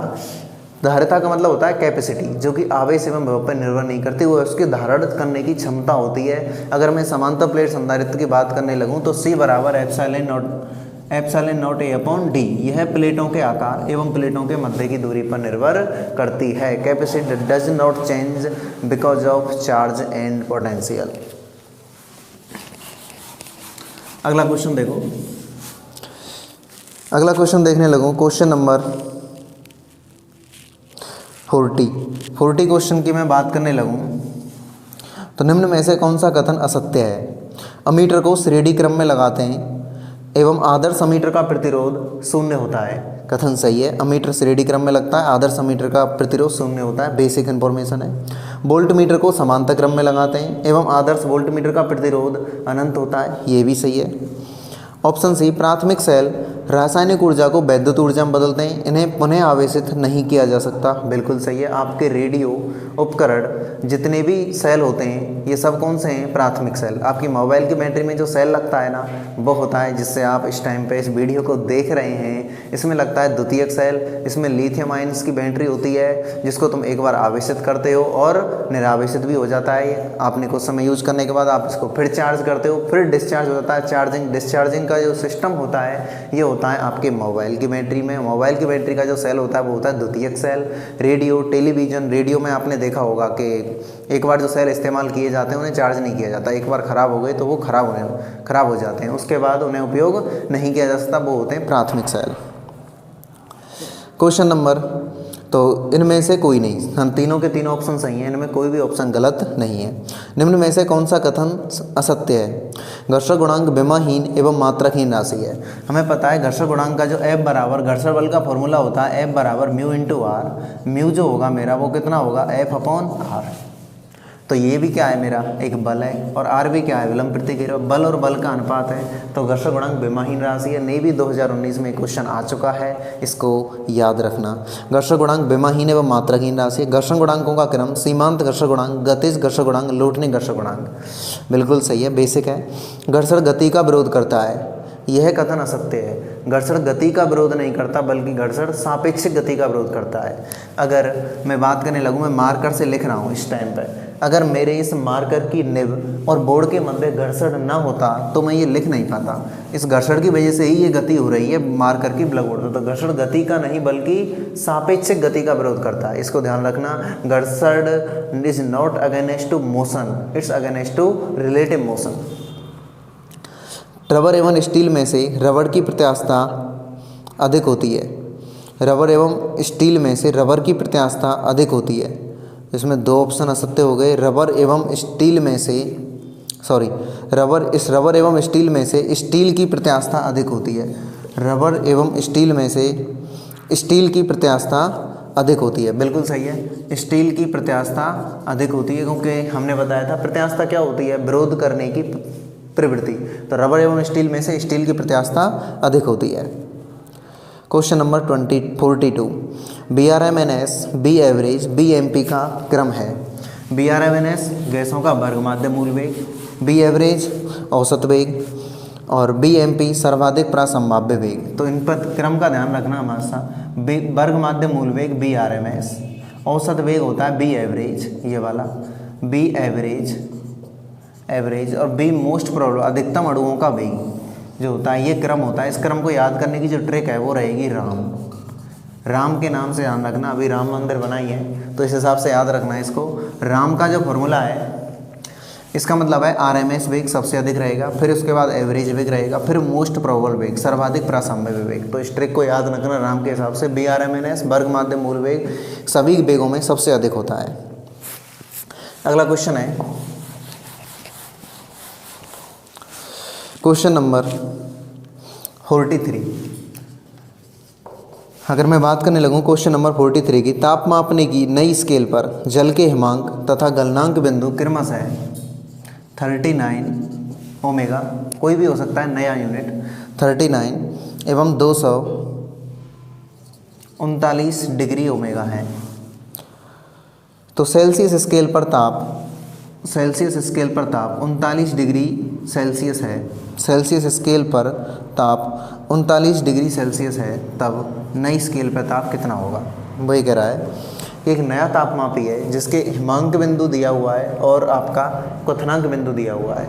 गलनांक क्वथनांक बिंदु दिए हुए हैं और वो कह रहा है कि सेल्सियस स्केल पर जब 39 डिग्री है ना तो इस नए स्केल पर कितना होगा जिसका गलनांक और हिमांक कितने हैं। तो मैंने ये बात तो क्लास में भी लिखाई है और आगे भी एक्सप्लेन कराया है। 39 डिग्री सेल्सियस क्या है इसका हिमांक और 239 डिग्री सेल्सियस क्या है इसका क्वथनांक। तो पैरामीटर का जो तापमापी का जो फॉर्मूला होता है वो क्या होता है? गलनांक माइनस 239 माइनस 39 अपॉन क्वथनांक माइनस गलनांक अपॉन ये किस में होता है, ये होता है मेरी तीलियों की संख्या। कितनी हो गई, 239 में से 39 गई तो कितना आ जाएगा 200। इसका मुझे सेल्सियस का मेरे को पता है। अगर मुझे इसका कोई भी गलनांक माइनस हिमांक क्वथनांक, इस तरह से तुम इसको कर सकते हो। और अगर इसको आपको और भी अच्छे तरीके से करना है तो अगर मैं बात करने लगूँ, नया पद्धति है ओमेगा, तो मैं इसे लिख सकता हूँ ओमेगा माइनस आपका आएगा इसका गलनांक बिंदु कितना आएगा मेरा 39, क्वथनांक माइनस गलनांक बिंदु, तीलियों की संख्या इसमें 239 माइनस 39 कितना हो जाएगा 200। सेल्सियस में क्या होता है C माइनस, गलनांक बिंदु क्या होता है 0, क्वथनांक माइनस गलनांक, सेल्सियस में माने पे सबको पता है गलनांक होता है 0 और क्वथनांक कितना होता है पानी का 100 डिग्री सेल्सियस। 100 माइनस 0 कितना हो जाएगा 100। इसमें तीलियों की संख्या 100 है, तो वो कह रहा है कि W माइनस 39 अपॉन 200 से ये कितना हो गया 2, तो W माइनस 39 अपॉन 2 C, तो W minus 39 equal to 2C, तो W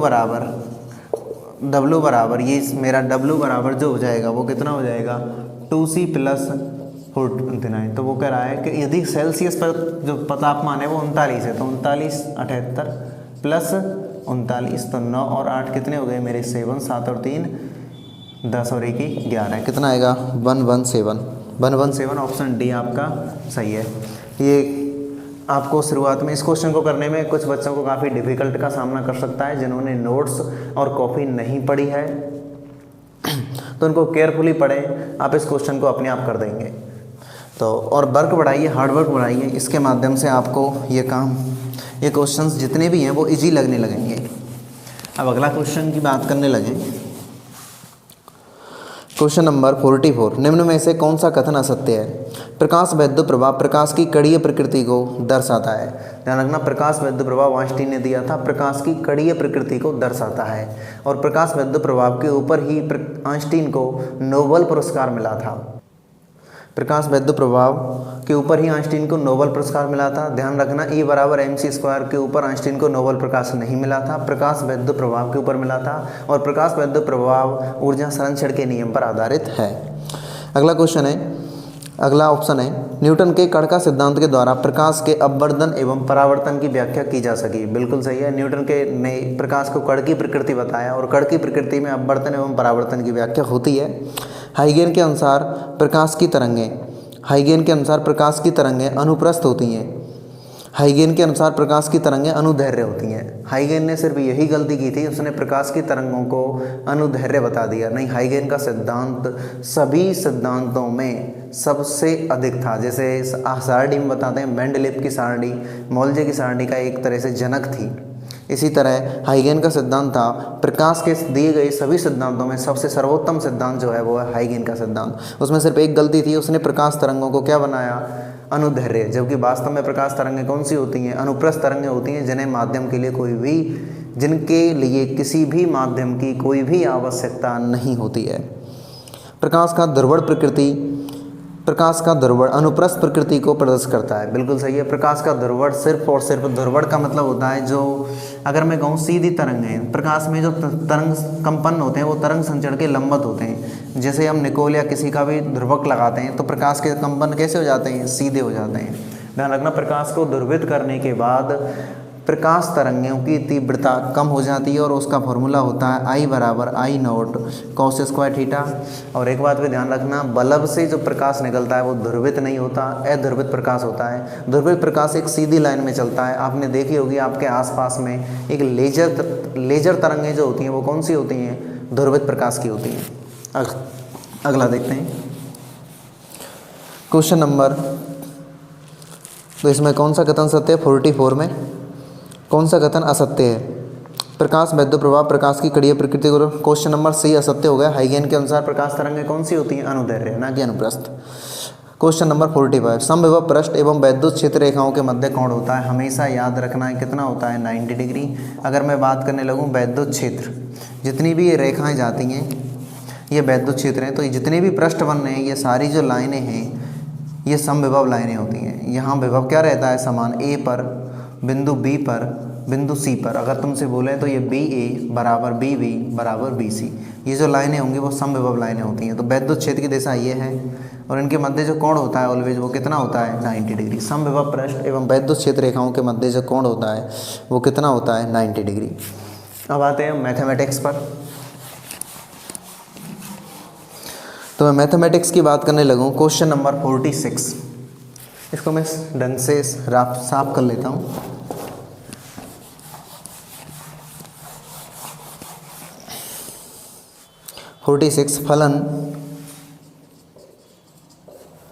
फलन ये जो एफ एक्स है आपके लिए दिया हुआ है, कौन सा है, x square upon 1 plus x square का परिसर है।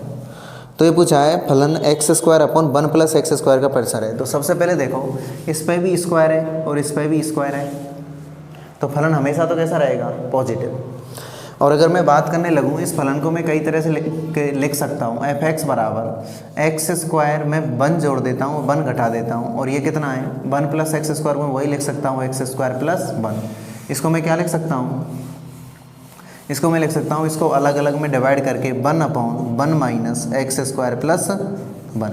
तो इसकी मैं रेंज देखने लगूँ तो अगर x बराबर देखो किसी भी इस पर स्क्वायर है, इस पर भी स्क्वायर है, नेगेटिव कभी हो नहीं सकता। यदि तुम रखोगे इसमें पुट करते हो x बराबर 0 तो इसकी जो वैल्यू आएगी वो कितनी आएगी, 0 आएगी। और अगर तुम x टेंस टू इन्फिनिटी पे जाओगे तो उसका मान कितना आएगा, 1 आएगा, लेकिन 1 के बराबर नहीं होगा। इन्फिनिटी पे जाओगे तो ये लगभग कहाँ पहुँचेगा, 0 पर। First method. सेकंड मेथड, इसकी जो रेंज रहेगी वो कौन सी रहेगी, 0 से लेके 1। सेकंड मेथड क्या है, देखो वैल्यू पुट करना स्टार्ट कर दो, वैल्यू पुट करना तुम स्टार्ट कर दो। मैंने स्टार्ट कर दिया x बराबर 0, x बराबर 0 किया तो मैंने x बराबर 0 को मैंने पुट किया तो मेरा fx जो आया 0, 1 प्लस 0 कितना आ गया 1, तो वैल्यू कितनी आई 0। अगर मैं बात करने लगूँ अगली x बराबर अगर मैं 1 पुट करता हूँ तो मेरे पास fx जो आएगा मेरे पास आएगा 1 अपॉन 1 प्लस 1 कितना 1/2। अगर मैं x बराबर 2 पुट करता हूँ तो fx बराबर आ जाएगा मेरा 2 का वर्ग 4, 1 प्लस 4 कितना आ जाएगा 5। वैल्यू लगातार बढ़ रही है, वैल्यू लगातार बढ़ रही है। तो 0 से स्टार्ट होगी, क्या ये 1 तक पहुँच जाएगी, ये 1 तक कभी नहीं पहुँचेगी। देखो ये एक्स स्क्वायर है और ये कितना है, यहाँ ये एक्स स्क्वायर है, ये 1 प्लस एक्स स्क्वायर है। 1 प्लस एक्स स्क्वायर हमेशा बड़ा रहेगा किससे, एक्स स्क्वायर से। यानी ये जो है ना हर जो है इसका जिसको मैं बोलूँगा डिनोमिनेटर, ये ऑलवेज बड़ा है किससे, न्यूमिनेटर से, अंश से। तो ये हमेशा 1 से क्या रहेगी, कम रहेगी। 0 से तो बड़ी होगी, या 0 के क्या रहेगी बराबर, और 1 से क्या रहेगी छोटी। तो इसकी वैल्यू 0 से 1 तक जाएगी लेकिन 1 के बराबर नहीं होगी। बहुत अच्छा क्वेश्चन है। इस टाइप के फंक्शन फनल में मैंने आपको क्लास में जो ग्राफ कराए थे इससे भी टफ और काफ़ी जटिल ग्राफ कराए थे। इसको ये क्वेश्चन को तुम बड़ी आसानी से कर सकते हो, बस एग्जाम टाइम पे कितना रिप्रेजेंट करते हो यही इम्पोर्टेंट है। अगला क्वेश्चन है आपका, limit x tends to 0 under root के अंदर 1/2 1 minus cos 2x upon x। ध्यान से देखना है, अच्छा क्वेश्चन है। Limit x tends to 0 under root के अंदर 1/2 1 माइनस कॉस 2 थीटा बराबर 2 साइन स्क्वायर थीटा, यानी 2 sine square x upon x. 2 से 2 देखने लगूँ तो क्या हो जाएगा, cancel. Limit x tends to 0, limit x tends to 0 under root के अंदर साइन स्क्वायर एक्स। ध्यान रखना रूट से साइन हटेगा, लेकिन ध्यान रखना जब रूट से साइन हटेगा तो हमेशा जो आएगा वो आएगा mod sine x upon x. क्योंकि अगर ये साइन स्क्वायर एक्स है, अगर ये साइन स्क्वायर एक्स से तुम रूट को हटाओगे, अगर ये माइनस साइन स्क्वायर एक्स भी होता तो भी उसका वर्क कर दो तो पॉजिटिव हो जाता। रूट से तुम साइन को हटाओगे तो हमेशा मॉड आएगा, और वैसे भी रूट के बाद कौन सी चीज़ें आती हैं, प्लस माइनस बनाता है। तो इसकी वजह से प्लस माइनस जो आता है इसी की वजह से इस पर क्या आएगा, मॉड आएगा।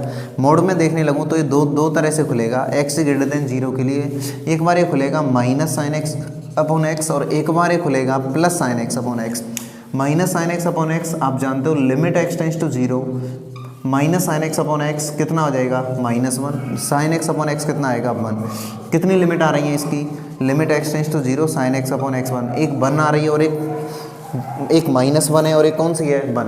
तो ध्यान रखना limit point always unique. Limit point जो होता है किसी भी फंक्शन का आप लिमिट पॉइंट निकालते हो, आप लिमिट ज्ञात करते हो, तो हमेशा कितनी आनी चाहिए, एक। यदि एक से अधिक लिमिट एग्जिस्ट कर रही हैं तो सीधी सी बात है लिमिट अस्तित्व में नहीं होगी। लिमिट अस्तित्व में तभी होगी जब एक बिंदु पर सिर्फ और सिर्फ एक लिमिट होनी चाहिए। इसे नोट कर लेना इस क्वेश्चन को, वीडियो को पॉज करके। ये विशेष अच्छा क्वेश्चन है जो तुम्हारे कंसेप्ट क्लियर करेगा। क्वेश्चन नंबर 48, अगर मैं बात करने लगूँ क्वेश्चन नंबर 48 की,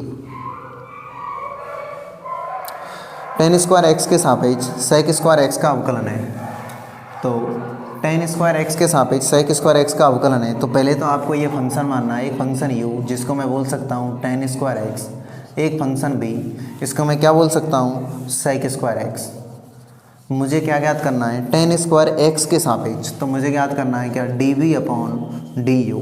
तो मैं क्या कर सकता हूँ, dv अपॉन dx का इधर मल्टीप्लाई कर दिया, du अपॉन dx का इधर डिवाइड कर दिया, दोनों साइड में मैंने dx का डिवाइड कर दिया। क्यों? क्योंकि u और b जो फंक्शन है वो किसके हैं, x के।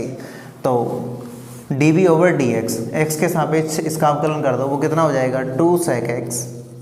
sec x का अवकलन कितना हो जाएगा, sec x into tan x। tan square x का अवकलन की मैं देखने लगूँ तो वो कितना हो जाएगा, 2 tan x, और tan x का जो डिफ्रेंसिएशन हो जाएगा अवकलन कितना हो जाएगा, sec स्क्वायर x। 2 से 2 मेरा क्या हो जाएगा, कैंसिल। sec स्क्वायर x से sec स्क्वायर x कैंसिल हो जाएगा, tan x से मेरा tan x कैंसिल हो जाएगा, तो आंसर कितना आएगा, 1। वाह, good question.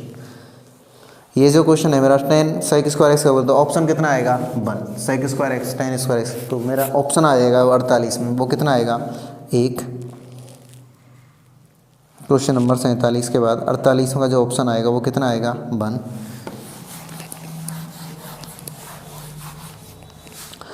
Question number 49, question number 49 की बात करने लगूँ तो 49 है मेरा sin x plus cos x upon under root के अंदर 1 plus sin 2x into dx।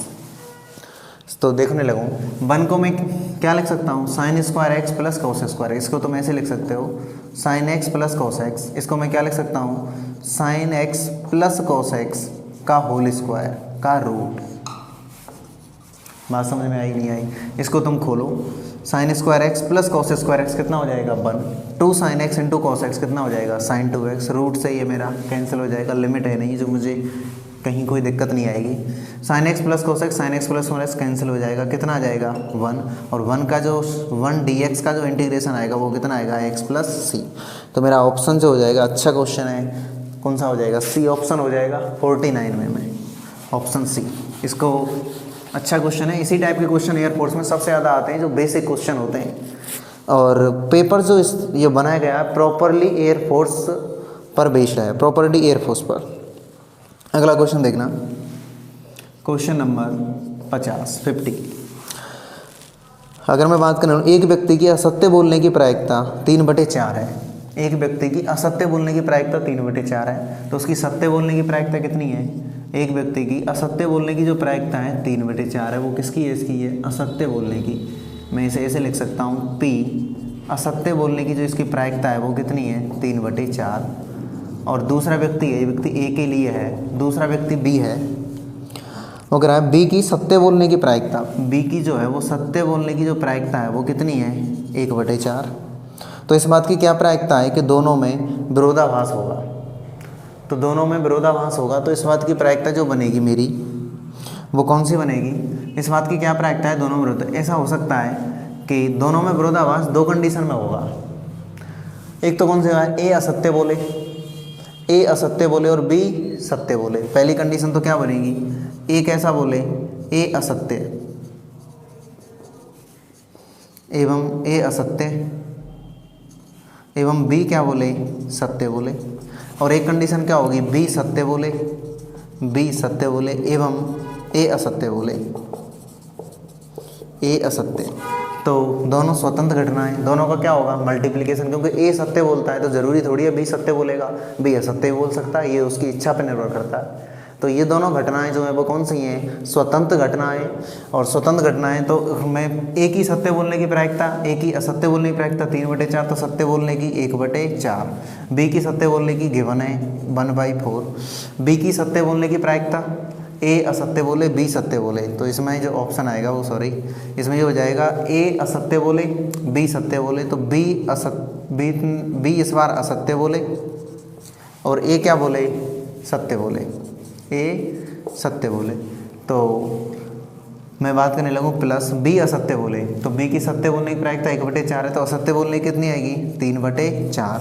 ए की सत्य बोलने की, ए की असत्य बोलने की कितनी है 3/4, तो उसकी सत्य बोलने की कितनी आ जाएगी 1/4। तो मैं इसकी बात करने लगूँ तो ये कितना हो जाएगा 1/16 प्लस 3/16। तो जो ऑप्शन जो आएगा इसमें वो कौन सा आएगा, ए की असत्य बोलने की जो प्रायिकता है, एक बार इसे देख लो कहीं कैलकुलेशन में मिस्टेक नहीं होनी चाहिए। ए की असत्य बोलने की प्रायिकता कितनी है 3/4, बी की सत्य बोलने की जो प्रायिकता है वो कितनी है 1/4, 1/4 इंटू 1/4, कहीं कोई दिक्कत नहीं है। ए असत्य बोले बी सत्य बोले, बी असत्य बोले और ए सत्य बोले। ए की असत्य बोलने की प्रायिकता 3/4 और बी की सत्य बोलने की प्रायिकता कितनी है 1/4। बी असत्य बोले तो बी की असत्य बोलने की प्रायिकता कितनी है 3/4 और ए के सत्य बोलने की प्रायिकता कितनी आएगी, असत्य की 3/4 है तो सत्य कितनी हो जाएगी इसकी 1/4। तो ये हो जाएगा मेरा 1/16 प्लस 3/16, तो कितना हो जाएगा 4/16 1/4।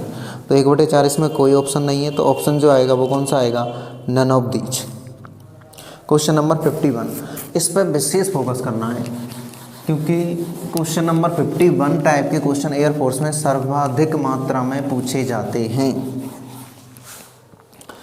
पी ए की जो प्रायिकता है, पी ए की जो प्रायिकता है मैं बात करने लगूँ, पी ए की प्रायिकता, पी ए की प्रायिकता 1/4 है, पी ए की प्रायिकता 1/4 है। पी बी की जो प्रायिकता पी बी अपॉन ए, पी बी अपॉन ए की जो प्रायिकता है वो कितनी है 1/2। तो मैं पी बी अपॉन ए को क्या लिख सकता हूँ, P B intersection A, P B intersection A upon P A, ये लिख सकता हूँ इसको, बराबर कितनी है 1/2। अब उसने दी है पी बी इंटरसेक्शन ए या ए इंटरसेक्शन बी और 1/2 है इंटू पी ए, और पी ए की प्रायिकता मेरे को गिवन है कितनी है 1/4, तो पी ए इंटरसेक्शन बी कितना आ गया 1/8। अगला क्वेश्चन, अगला देखो ऑप्शन, तुरंत क्वेश्चन को सॉल्व करते चलो। पी ए अपॉन बी दे रखा है, सॉरी पी बी अपॉन ए, अब उसने पी ए अपॉन बी भी दे रखा है। पी ए अपॉन बी की जो है, ए अपॉन बी की जो है मैं क्या बोलूँगा इसको, P A intersection B upon P B. अब इस बार मेरे को पी ए इंटरसेक्शन बी पता पड़ गया, वो कितना है 1/8, तो पी ए इंटरसेक्शन बी 1/8।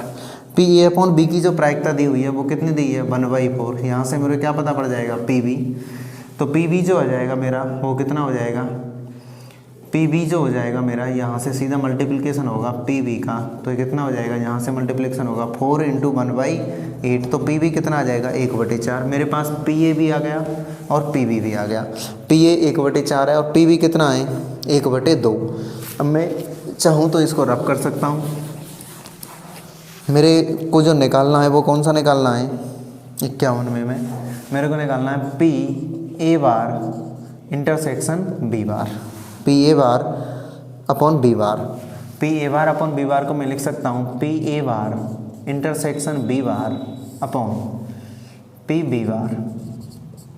तो मैं पी बी बार को क्या लिख सकता हूँ, मैं इसको लिख सकता हूँ मैं पी, इसको मैं उल्टा कर दूंगा तो पी ए यूनियन हो जाएगा, इंटरसेक्शन यूनियन हो जाएगा, पूरे पे बार आ जाएगा डी मॉर्गन के नियम से, तो ये हो जाएगा पी बी बार।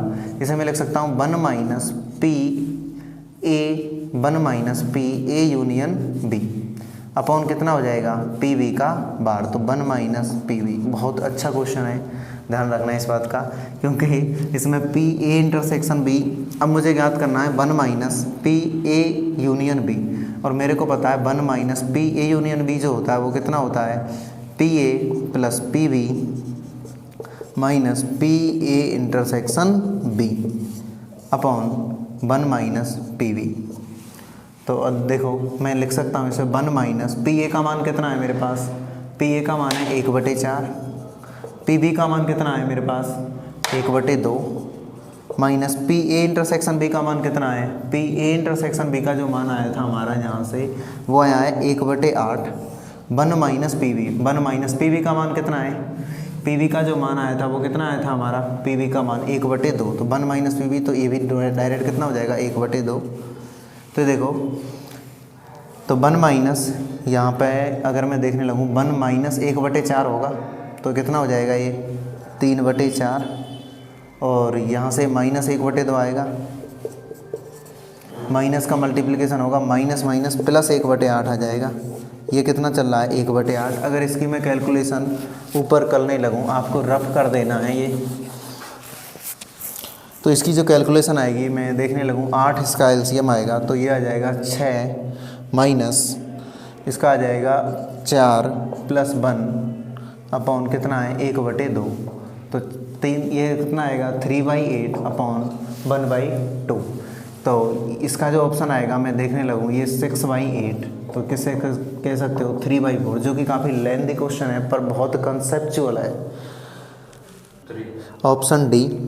अगर मैं इसकी बात करूं तो ऑप्शन कितना आएगा 3/4। इस क्वेश्चन को रिवाइज करते हुए रखना है क्योंकि ये मैंने अपने आप से डाला है लेंथी क्वेश्चन। इसमें आपको वो सारे कंसेप्ट आ जाएंगे जो कि पे A/B, इसे हम कहते हैं कंडीशनल प्रोबेबिलिटी। तो अगर तुम इस क्वेश्चन को कर लेते हो रिवाइज में, ऑप्शन में, कभी भी नोट्स में इस क्वेश्चन को हमेशा ध्यान रखना है। ओके, अगला क्वेश्चन हम देखते हैं, क्वेश्चन नंबर 52।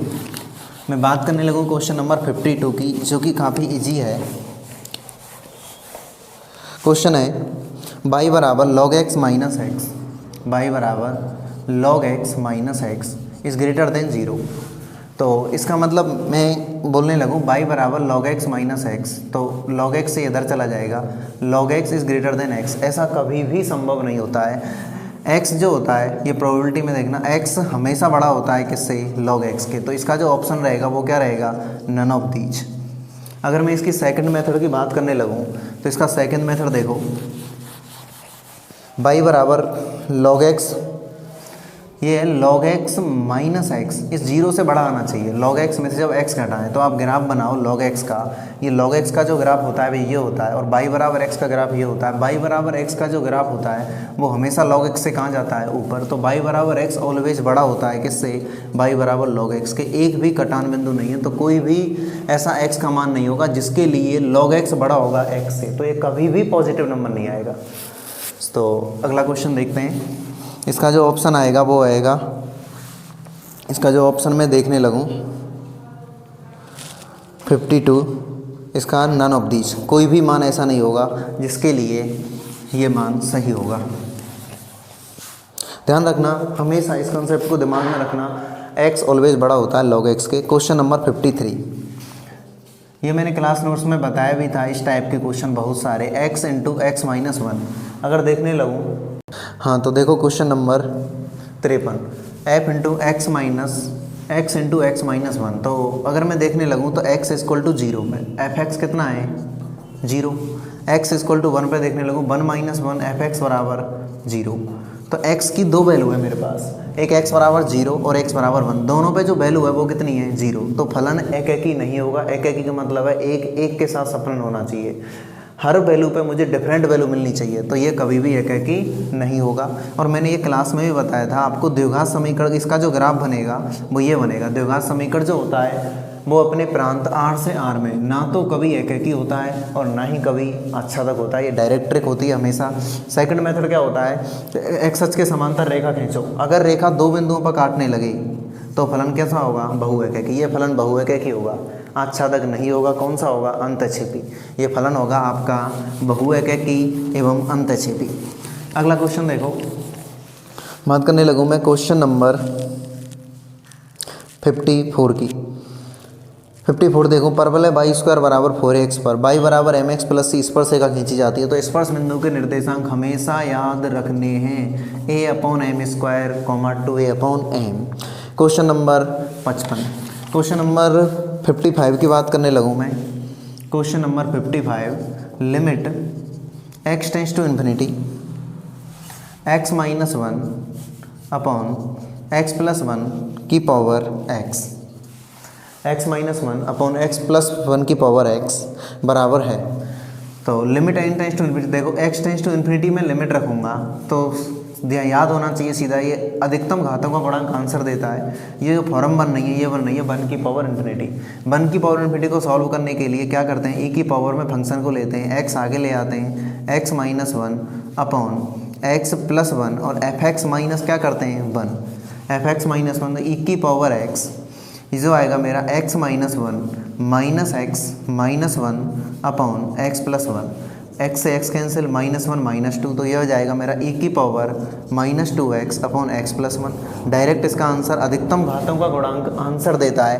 x की पावर x का गुणांक है वो है माइनस टू, इसमें x का गुणांक वन, तो e की पावर माइनस टू।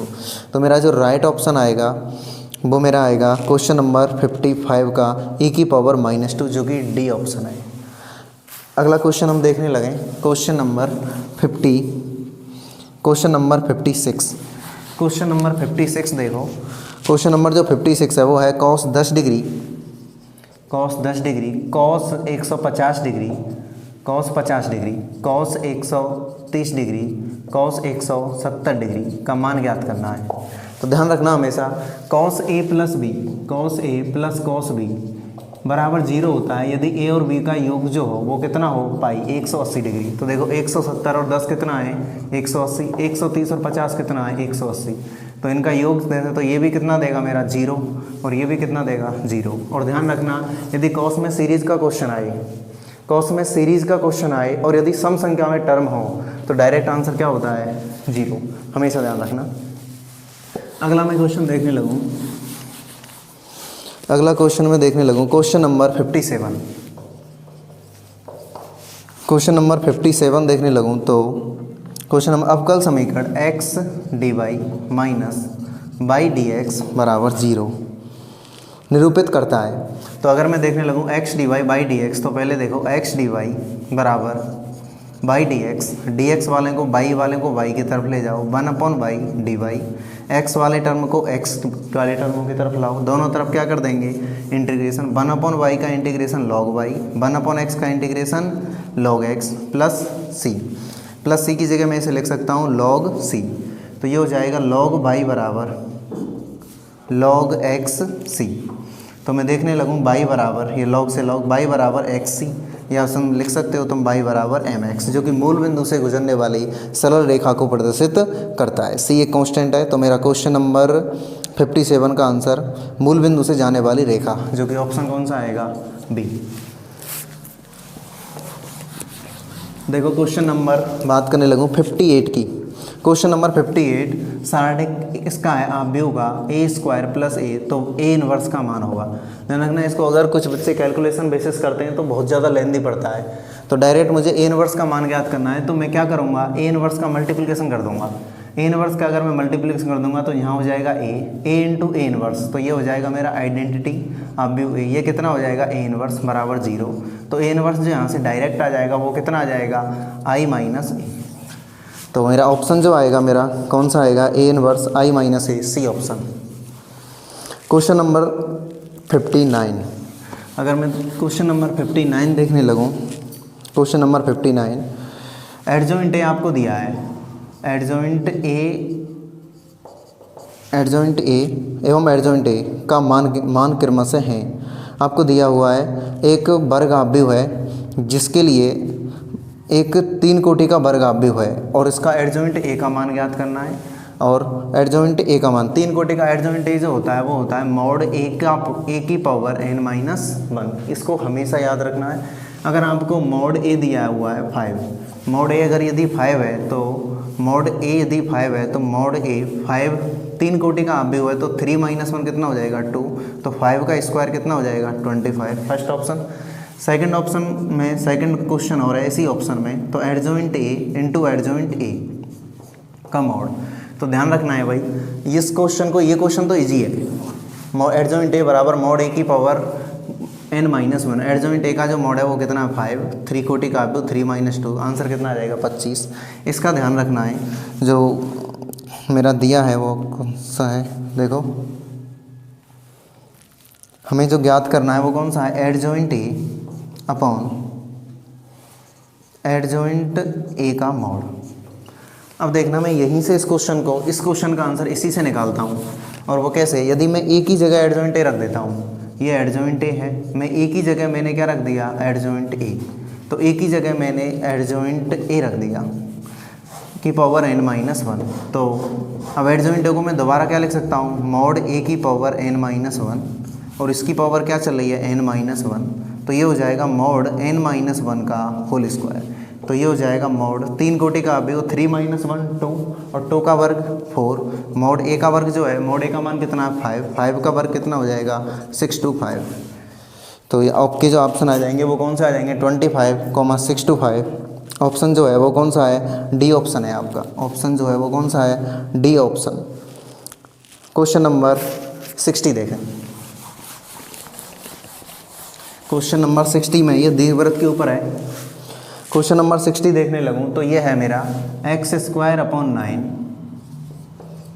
y²/16 बराबर 1 के नाभि लंब की लंबाई है। तो नाभि लंब की लंबाई का फॉर्मूला हमेशा ध्यान रखना 2b²/a। लेकिन इस बार मिस्टेक ये होगी 2b² होता है जहाँ b क्या होता है मेरा लघु अक्ष और a क्या होता है दीर्घ अक्ष। लेकिन यहाँ जनरली स्टूडेंट गलती क्या करेंगे, a² को 9 मानेंगे और b² को कितना मानेंगे 16। नहीं, a² होता है दीर्घ अक्ष और b² कौन सा होता है लघु अक्ष। लेकिन इस बार यहाँ पे b² कितना है 16। तो मेरा जो लघु अक्ष जो b² कितना माना जाएगा 9 के बराबर।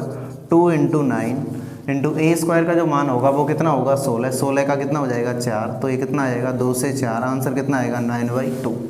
और कुछ स्टूडेंट इसका आंसर निकालेंगे 2b² का मान 16 है, a² का मान 9 तो a का मान 3 तो 32/3 जो कि फर्स्ट ऑप्शन है और बिल्कुल क्या है गलत। अगला क्वेश्चन है हमारा, इसका जो ऑप्शन आएगा वो कौन सा आएगा 9/2 सी ऑप्शन। समकोणीय अतिपरवलय की उत्केंद्रता होती है। समकोणीय अतिपरवलय एक अतिपरवलय होता है जिसमें a बराबर b होता है। उसकी ये NDA 2017 में पूछा जा चुका है समकोणीय अतिपरवलय। और अतिपरवलय की उत्केंद्रता का फॉर्मूला e√a² + b², जहाँ a बराबर कितना है b, a बराबर b है तो b की जगह a रखोगे तो कितना आ जाएगा 1, तो 1 + 1√2। ऑप्शन कौन सा है आपका, option B. Question number 62। Question number 62 देखो, ये काफ़ी अच्छा क्वेश्चन है जिसे तुम ऑप्शन के माध्यम से ही कर सकते हो क्योंकि और इसमें अलग से कंटेंट दिया नहीं है, जो कि आपको अपने दिमाग और बेसिक कंसेप्टों पे देखना है। x² + y² + 9x + 6y + 6 बराबर 0 के 9x + 2y + 6 बराबर 0 के ये कोई वृत्त का समीकरण है और इसके व्यास का समीकरण है। तो वो कह रहा है वृत्त के व्यास का समीकरण है। अगर मैं बात करने लगूं वृत्त के व्यास का समीकरण तो वृत्त के केंद्र कितने आएंगे, 9 का आधा कितना हो जाएगा -9/2 और 2 के आधे का माइनस कितना हो जाएगा -1। अगर कोई भी वृत्त का व्यास होगा तो वो किससे जाएगा, केंद्र से जाएगा। प्रत्येक वृत्त का जो व्यास होता है वो किससे जाता है, केंद्र से। तो अगर मैं देखने लगूँ, देखो ऑप्शन में देखो कौन सी रेखा है जो कि केंद्र से होकर गुजर रही है। इसके जो ऑप्शन है, पहला ऑप्शन है x - y, दूसरा जो ऑप्शन है वो कितना है 2x - 4y बराबर 0, एक है x - y बराबर 0। इसका थर्ड ऑप्शन जो है व्यास का समीकरण, और तीसरा नन ऑफ दीज। अब देखो मैं बात करने लगूँ x बराबर y, ऑप्शन पहला कैंसिल हो गया। 2x बराबर 4y, ये भी ऑप्शन कौन सा हो गया कैंसिल। तो अगर मैं बात करने लगूँ इसका जो ऑप्शन है वो कौन सा है नन ऑफ दीज। कोई भी इक्वेशन ऐसा नहीं है जो किसका हो, वृत्त के व्यास का समीकरण हो, क्योंकि वृत्त का व्यास का समीकरण होगा वो किससे जाएगा, वृत्त के केंद्र से होकर जाएगा। अगला क्वेश्चन देखने लगूँ मैं, तो क्वेश्चन नंबर 63 है परिकेंद्र के निर्देशांक। क्वेश्चन नंबर 63 परिकेंद्र के निर्देशांक। तो ये है 0, 0, 3, 0, 4 के परिकेंद्र के निर्देशांक है। ध्यान रखना जब परिकेंद्र और लंब केंद्र से क्वेश्चन आएगा तो वो समकोण त्रिभुज से ही आएगा। पिछले बार एनडीए में 2 क्वेश्चन पूछे गए थे और दोनों क्वेश्चन लंब केंद्र परिकेंद्र के समकोण त्रिभुज से थे। ध्यान रखना लंबों का कटान बिंदु क्या कहलाता है, लंब केंद्र। तो लंब केंद्र के निर्देशांक जो होंगे वो कौन से होंगे 0, 0 और परिकेंद्र के निर्देशांक जो होंगे वो कौन सा होता है, परिकेंद्र समकोण त्रिभुज में कर्ण का मध्य बिंदु होता है और लंब केंद्र कौन सा होता है, ये आधार और लंब का कटान बिंदु। तो लंब केंद्र 0, 0 परिकेंद्र 0 + 3/2 4 + 0 का आधा कितना हो गया 2, मध्य बिंदु रहेगा किसका, तो परिकेंद्र 3/2, 2। ऑप्शन कौन सा हो जाएगा मेरा, ऑप्शन सी सही हो जाएगा। क्वेश्चन नंबर 44 देखो, क्वेश्चन नंबर 44 में देखने लगूँ। क्वेश्चन नंबर 44 है एफ एक्स बराबर एक्स स्क्वायर प्लस 5x। देखो एफ एक्स बराबर x square plus 5x plus 6 बराबर मॉड x। तो समीकरण के हलों की संख्या है। तो देखो समीकरण के हलों की संख्या याद करनी। यदि तुम इसे एक बार मॉड x को प्लस रखोगे, एक बार माइनस रखोगे, तब हल ज्ञात करोगे तो इसमें बहुत ज़्यादा लेंथी टाइम लगेगा।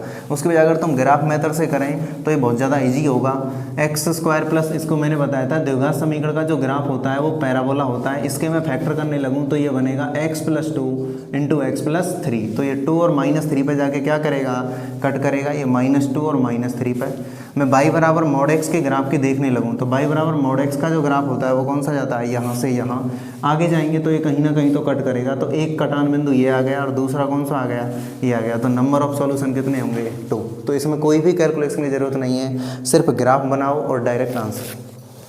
अगला क्वेश्चन मैं देखने लगूँ, मेरे पास question number 65, 2 sin x plus cos x। ये से क्वेश्चन बहुत ज़्यादा आते हैं। 2 sin x plus cos x बराबर 3 के हलों की संख्या ज्ञात करो। हमने x के बहुमान ज्ञात करने हैं जिसके लिए 2 sin x plus cos x 3 के बराबर हो जाए। तो ध्यान रखना ऐसा कोई भी मान x का नहीं होगा। इसमें जो ऑप्शंस हैं वो हैं 0, 1, 2, 4, मतलब 2 हल होंगे, 3 इवन।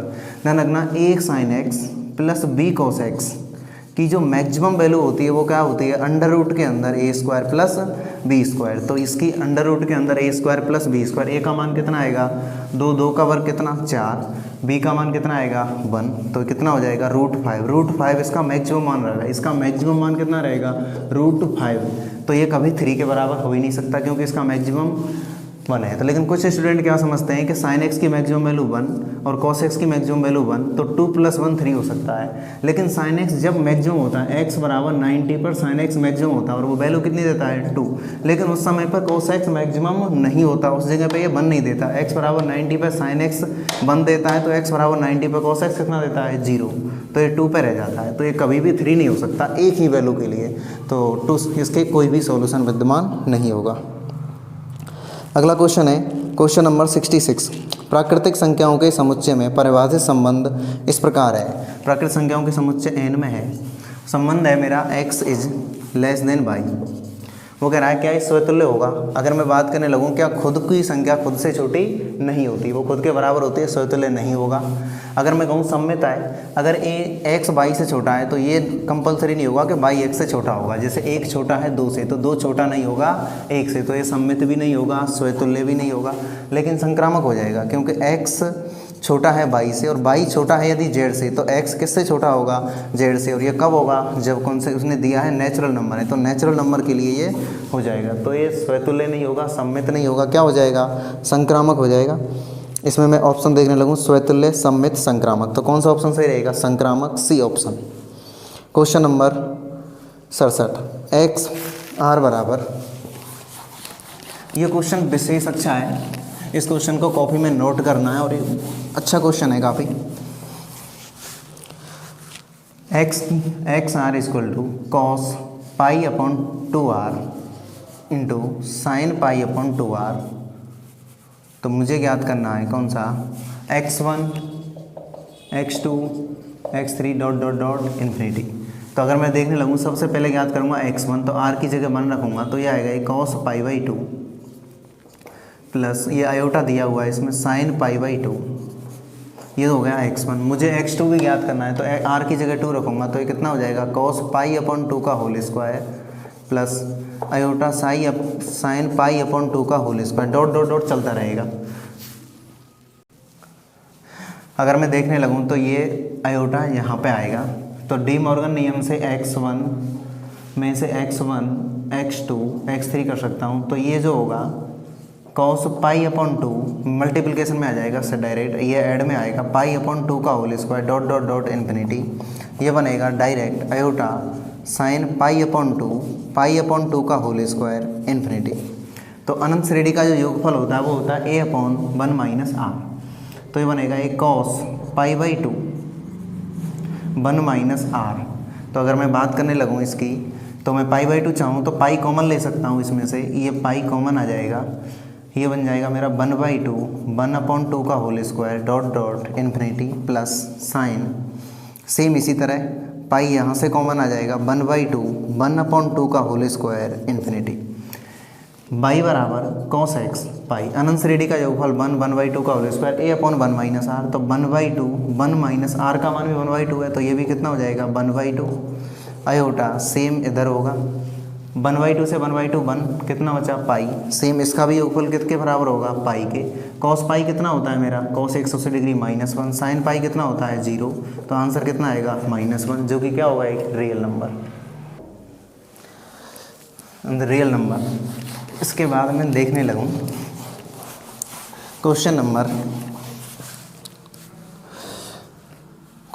68, हरात्मक माध्य समांतर माध्य इनके मध्य आपको संबंध हमेशा याद रखना है, g² बराबर कितना होता है AH। एक बार मैं इसको प्रूव करा बताता हूँ। जी जो होता है वो होता है √AV का होल स्क्वायर, समांतर माध्य जो होता है वो कौन सा होता है a + b/2, हरात्मक माध्य होता है 2AB अपॉन a + b। तो देखो √AV का जो वर्ग होगा वो AB, इसके मैं देखने लगूँ तो a + b से a + b कैंसिल, 2 से 2 कैंसिल, तो AB बराबर AB। अगर तुमसे नहीं भी आता तो आप हिट एंड ट्रायल से इसे प्रूव करके आंसर निकाल सकते हो। तो इसका जो ऑप्शन होगा g² बराबर AB, ऑप्शन कौन सा सही होगा option B. Question number 69, ax² + by² + 2hxy रेखा युग्म को प्रदर्शित करता है, तो रेखाएं कब वास्तविक होंगी, tan थीटा रेखाओं के मध्य जो कोण होता है 2 के अंदर h² - AB upon a + b। ये रेखा युग्म में दो रेखाओं के मध्य कोण होता है, अगर रूट के अंदर की संख्या पॉजिटिव है, रूट के अंदर की संख्या हमेशा पॉजिटिव होनी चाहिए, तो h² - AB ग्रेटर देन 0, तो h² हमेशा किससे बड़ा होना चाहिए 0 से, तो रेखाएं कैसी होंगी वास्तविक और भिन्न भिन्न होंगी। यदि h² - AB बराबर 0 है तो h² बराबर AB, रेखाएं वास्तविक होंगी पर समपाती होंगी, समान होंगी, दोनों रेखाएं एक ही रेखा बनेगी।